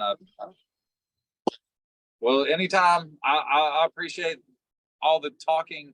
I love some oral flying. Yeah. If you're not flying, you like talking about it. Yeah. Everybody's sitting around doing oral flying. Have you ever seen that? It's from like, I think it might have been like Top Gun or something. Maybe. They were like, everybody's having. And I think we finally lost him. I was going to say, man, we need to get James back on just to talk about soap in the future for sure. There it is. There it is. Hey, Sean, Yeah. So I was like, we're doing oral flying, which is almost as good as the real thing. yeah, I wanted to say I have not been able to see any of the chat tonight, so I just want to send my love to the chatters. Yeah, me too. Yeah. Oh. Hello. And I need to go back and take a look. And I just realized that Eric Von Erich said, shout out to PPG Grandpa, Paramotor, Arkansas. Can't wait for my first flight. Donated $5 in super chat. And also Eric Von Erich donated another $5. Sean Simons, Paramotor, Arkansas, most patient instructor ever had while learning any skill. So definitely appreciate you guys in the super chat. Thank you so much for the donations. You guys are absolutely amazing. Very nice. Hell yeah. Thank Excellent. you. Thank you very much. And definitely, James, we need to have you back just so you can talk all about detergent. We need to know all about detergent in the future. I would love to do that. Anytime that you need me to do that, I will do that. But if the flying, I've never had something that I wanted to be so knowledgeable about, or I've never had anything that I thought was worth studying except for flying. I love flying, and just anytime you want to talk flying, it doesn't matter when it is. Apparently, Yeah. I don't. Other than when I'm flying, I can't talk flying. Yep. But Absolutely. when I'm not flying, I do want to talk flying. I think if you get into the sport, you have to be in 110%. There's no half wanting to fly. I mean, you either really want to do it. That's why I think we're so passionate about it, is because we learn something every day, and constantly keep updating our skills and everything every day so that we can be better pilots. Exactly. Everybody that I've go for it. I Sorry. was gonna say, like tonight, we learned that if we want to wash your wing, we put it in the washer with some Charlie soap. Exactly. Yeah, just Throw it on the toss it in dryer and it'll there. be perfectly crispy. I think that's what he said. He's going to start putting that on that box. Do not put your glider in. Yeah, I don't know about that. I think if there ever was a detergent to wash your wing with, you could probably use Charlie soap, but I don't know if they recommend that. I wouldn't use anything else. Anyway, I hear you. but Well, thanks. anyways, yeah. Thanks for having me on, man. I really appreciate it, and thanks for listening to me jaw about flying for an hour. Sorry. Well, we had a great time. And like I said, Will was outside doing some B-roll for you. I mean, it worked out really great, guys. Mm-hmm. Yeah, nice. Think so. It was good. Take lots of video, because if you don't video, it didn't happen, right? That's That's it. right. That's right. Hey, shout out for Fly It for Gauge Fly-In, the new fly-in in Bowling Green, Florida, June 8th through the 11th. I can give you a 99.9% chance of loving that flying. Just that awesome. It's a great Will's place to video on fly. bad apples will be out in August. You guys get ready. Yeah. Set your, put it on the calendar. Man, that's the worst. Like when I went to work for Aviator and take their trailer out to Salton Sea and everything, I got a ton of footage, but it takes me 3 months to get to it, let alone to edit it editing. all and then put it, and then releasing it at the right time. By the time I get to it, it's like, did I help you? You know, like 5 months later, they're probably thinking that was the worst investment we could have done. But 3 months of my life spent in front of a computer. like we all waited for him to make this stupid and spend all this money. Anyways, I'm afraid that I wasn't very helpful for them, but all I know is that they've got something going on over there at Aviator. I know that they've got something going on because they produce pilots. They produce a ton of pilots. And so, Yeah, they just opened a new place outside of Nashville, from what I saw. So that's much closer. yeah, and that dude, he's kind of young. His name's Jake Hutzler or Metzler or something like that. Anyways, he is a phenomenal pilot, and he is a super calm and patient teacher. I was blown away by I think one of the coolest things that Eric Farewell does is recruiting. So his best skill is finding the people that you wouldn't think would be good at stuff, or you wouldn't. I wouldn't think that a group of teachers that young would show such Hutzler? maturity. Is that his last name? Hutzler? Yeah, Jake Hutzler. He's a pretty good pilot, man, and I like to watch him fly. He's nice and smooth, and that's what you want. And not only that, he's a likable guy. So you want to, like, I don't know. I think they did well. Not to blow him up too much, but like I got to meet all those guys from Aviator, and they're all really, really nice. They all treated me like I was a brother, like instantly. It was kind of cool. So that's one thing I like about the sport. That's one thing I like about the sport. Everybody just takes you in. No matter what school you go to, you can go and check out all these different schools. They're all wonderful schools. I agree. I think it's been awesome. How everybody knows everybody. Like I could show up to any school and they're like, "Oh, it's James." Like, hell yeah, it's Charlie Soap. And I love that. I just love this whole sport, this whole thing. So it's probably all the dumb videos I've made, but like, Oh, your channel. You tell them about your channel, your YouTube channel. I got a YouTube channel. It's James Sutherland. I think it's just James Sutherland. But it's got a caricatured face of me on there. So it's not like a picture, it's like a drawn picture of my face. You've got one video on there that's got like a gazillion views. Yeah, I've got 95,000 views on one video, and that was from where my buddy got hurt, and he held this video and he didn't let anybody see it. And I was like, man, if you let me show it to the world, I bet you I can get you trained. And he ended up getting trained by DeFore after I published that video. Sweet. Yeah, that was pretty cool. I think I got the link for it. You got 336 subscribers. That sound right? Yeah. Okay. Yeah, that's about all I got. Which is, I don't know 300. I don't know 330 people. Yeah, I know, right? You got a lot of friends on Facebook. I just got a new Instagram follower. I have gotten a ton of Instagram followers over the last 6 months. I went from like 2 to like 500 Instagram followers. Really? So if you haven't subscribed, check out his channel. Yeah, check my Instagram. Subscribe. It's james.sutherland.100. Is that it? There you go. And that one's got I would say my favorite recent video is the one I did in Salton Sea where I went in the canyons. That's my favorite. It's just music and flying, and it's some of the most beautiful flying I've videoed. Yeah. I don't know. It was awesome. Not only did you video it, you got to experience it firsthand. Oh man, Alex Mateus was out there flying with us, man. Like the best slalom pilot in the world was out there ripping it up with us, like sideways in the canyons. It was awesome. Just one of the guys. Yeah, it was cool, man.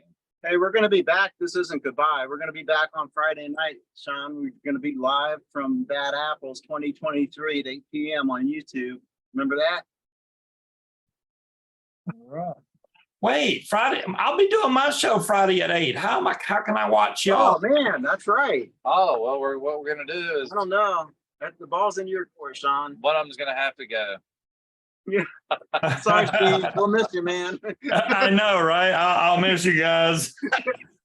Yeah, might just have to stick with the vaping on Friday since we'll be doing the paramotor thing. That's fine. There you That's go. fine. Well, Wait, so I'll be at a fly-in anyway. Yeah, I'm gonna be at a fly-in. Well, there you go. Well, oh, yeah. So are you going to be doing a show, Steve? I don't see how I don't know what kind of internet, if any, is at that airport. Causing all this trouble for nothing then. So 8 o'clock, right? On Yeah. Friday, we'll be Yeah, live from Bad Apples. I'm going to get me a drink, guys. I'll try to we're live still on in for from that. where I'm at. We'll have 2 fly-ins at once. How about that? There you go. We can compare notes. Are we still on for that, Sean? I sure hope so. You better text me the day before to make sure I don't forget. I'm an old grandpa, you know. All right, I'll do that. Well, maybe I'll be at the Butt Fan Dust Off, so maybe I'll join you. I'd Oh love to my have you. gosh. That'd be awesome. 3 fly-ins at once? Whoa. That's like a YouTube first right there. I Well, know, there you- right? It's just there you like go. overload. Gonna break the internet. Yeah. Well, good night, all. Good night. night. Thank We'll you so see much y'all. again, guys. Appreciate y'all. Thanks for having me, man. I really appreciate it. Absolutely, buddy. Thanks, James. It was All great. right. Bye-bye. Later Yeah. on. This is going to be really cool. So we're going to have the Bad Apples. We're going to be doing a live stream. We're going to have Jim and hopefully Scuba, all of us on there from different fly-ins on Friday at 7 p.m. Central, 8 p.m. Eastern. There you go. Oh, That'll be about sunset anyway. I'll probably can't be flying right then anyway, so why not? Yeah, join us, man. I'm not going to join while I'm in the air. Yeah, let me just get on Zoom while I'm in the air. Look, y'all can You see should down do here. it. You should do it. That'd be awesome. yeah. I mean, But one, it depends. If the weather's nice and it's calm air, then maybe. But otherwise, there's no way. I don't want to drop my phone from 800 feet. I'll have it. you fly that low? Come on, get higher. I could over there because we'll be unrestricted. I can go way up over there, so that's That good. way, if you drop it, you can swoop down and catch it. There you go. I don't think I got my wing. Don't swoop that fast. Put a little parachute on your phone. There you go. You know, I never thought of that. Yeah, you could do like a little parachute type of case or something. So if you did lose it, it would go foop and just float down like those little army That'd men. be awesome. Right? I see Yeah. my phone is floating. Oh, it's going in the water. It's going in the water.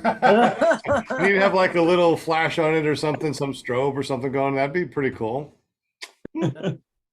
That sounds awesome. Well, Jim, Scuba Steve and Butchfly, I tell you what, you guys are awesome.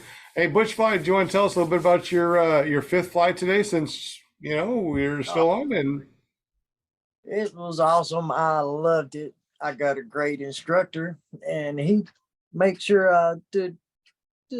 He makes sure I do good. How far did you I'm go? really wore out. Oh, wore out. Yeah, we've been getting up at like 5 o'clock every morning. Did you blow many launches, or I mean, did that wear you out, or? No, not today. I actually got a little off, well, oscillating. Uh-huh. I got to work on that. You know, I've been doing pretty good, but this morning I wasn't. I was kind of tired, and it Yeah. didn't take long for me to cramp up after I got back on the ground. Okay. Cool. Don't yeah, let him fool you. Don't let him fool you. He is doing absolutely amazing out of everything that he's done. The blown launch was only because it just came off a little bit to the side, and he, as a pilot, decided he was going to kill it and reset up. There you go. So he did. Yeah. He did what he was supposed to do. That's right. So how far did you go? thank you. Thank you. I'm So hard how on far did you myself. go?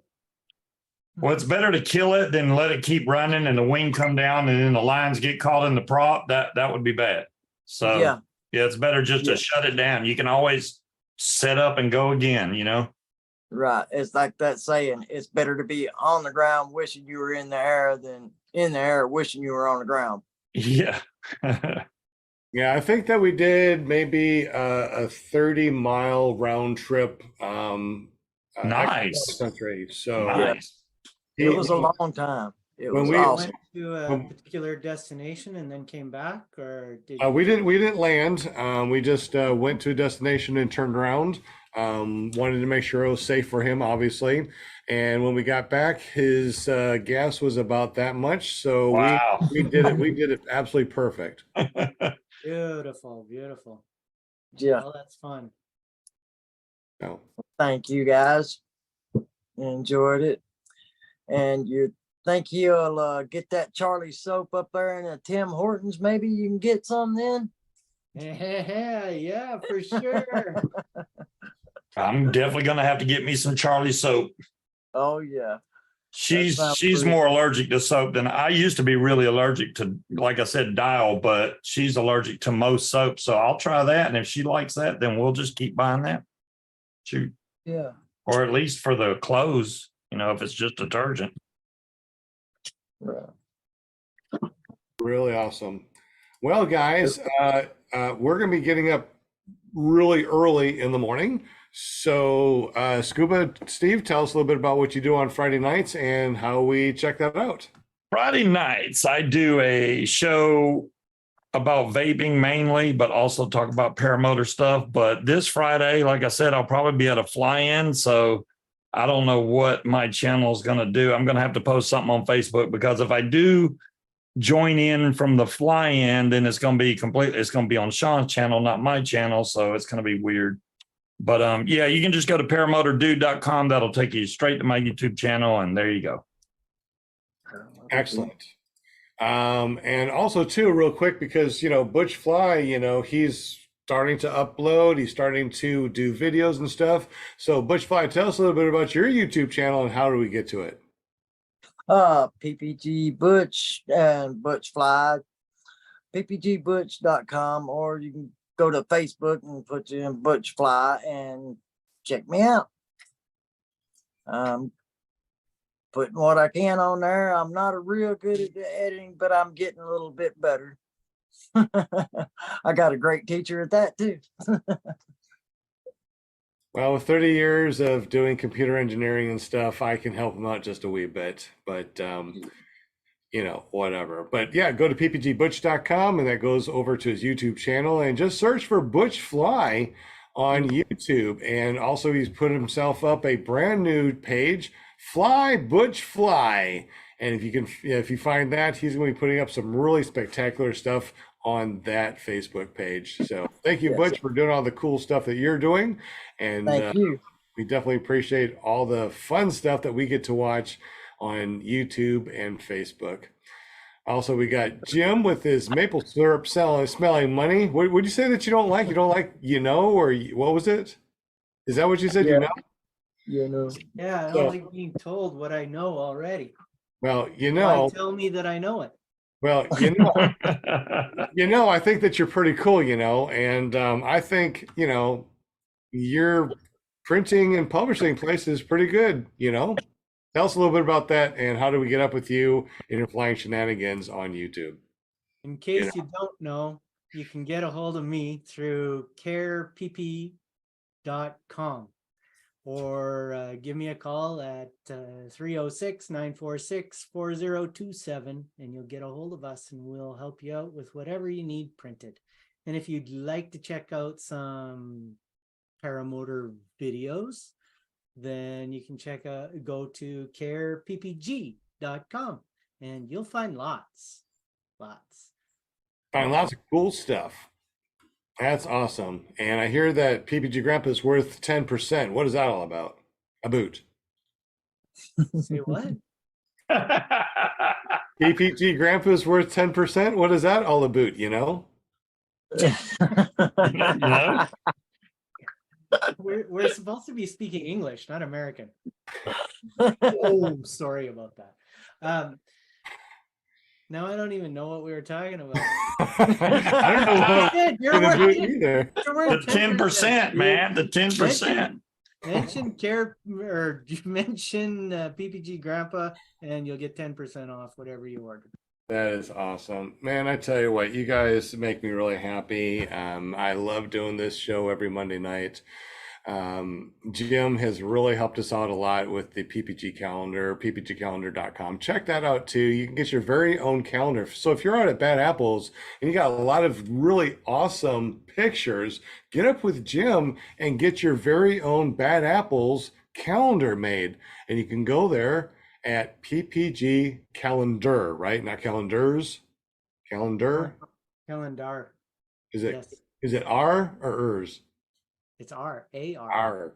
Calendar. R. That reminds me, why are pirates so angry? They just are. R. All right, guys. My name is Sean Simons. You know me as PPG Grandpa out there in the paramotor community. You can find me at ppggrandpa.com or iflyparamotors.com. I'm usually out at my flight school, which is paramotorarkansas.com. And also we got the new nonprofit runintothesky.org, where we help disabled people, disabled veterans learn to fly and possibly get that adaptive paramotor or flying machines if you have some really severe disabilities. So check out runintothesky.org.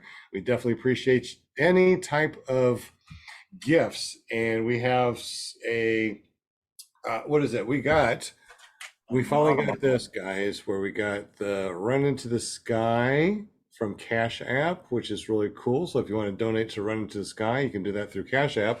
And also, if you want to just send us a check, we got the information down below. Now, if you do send a gift, send a self-addressed stamped envelope and we'll send you a gift back, some stickers and things, and also put you in the raffle for a brand new reserve. Matter of fact, Butch just got a brand new reserve also.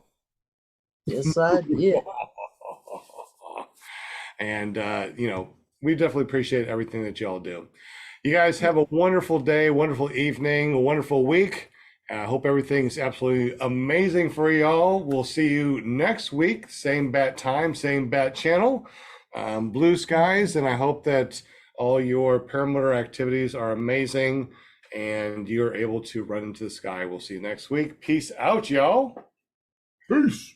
Hey, with the thumbnail. All right. Peace. Yeah, I guess we'll have to go back and get a thumbnail from the actual. Yeah, we'll have to wait for Will. Man. Oh well. See you next time, y'all. Peace out. Yeah. See ya, guys.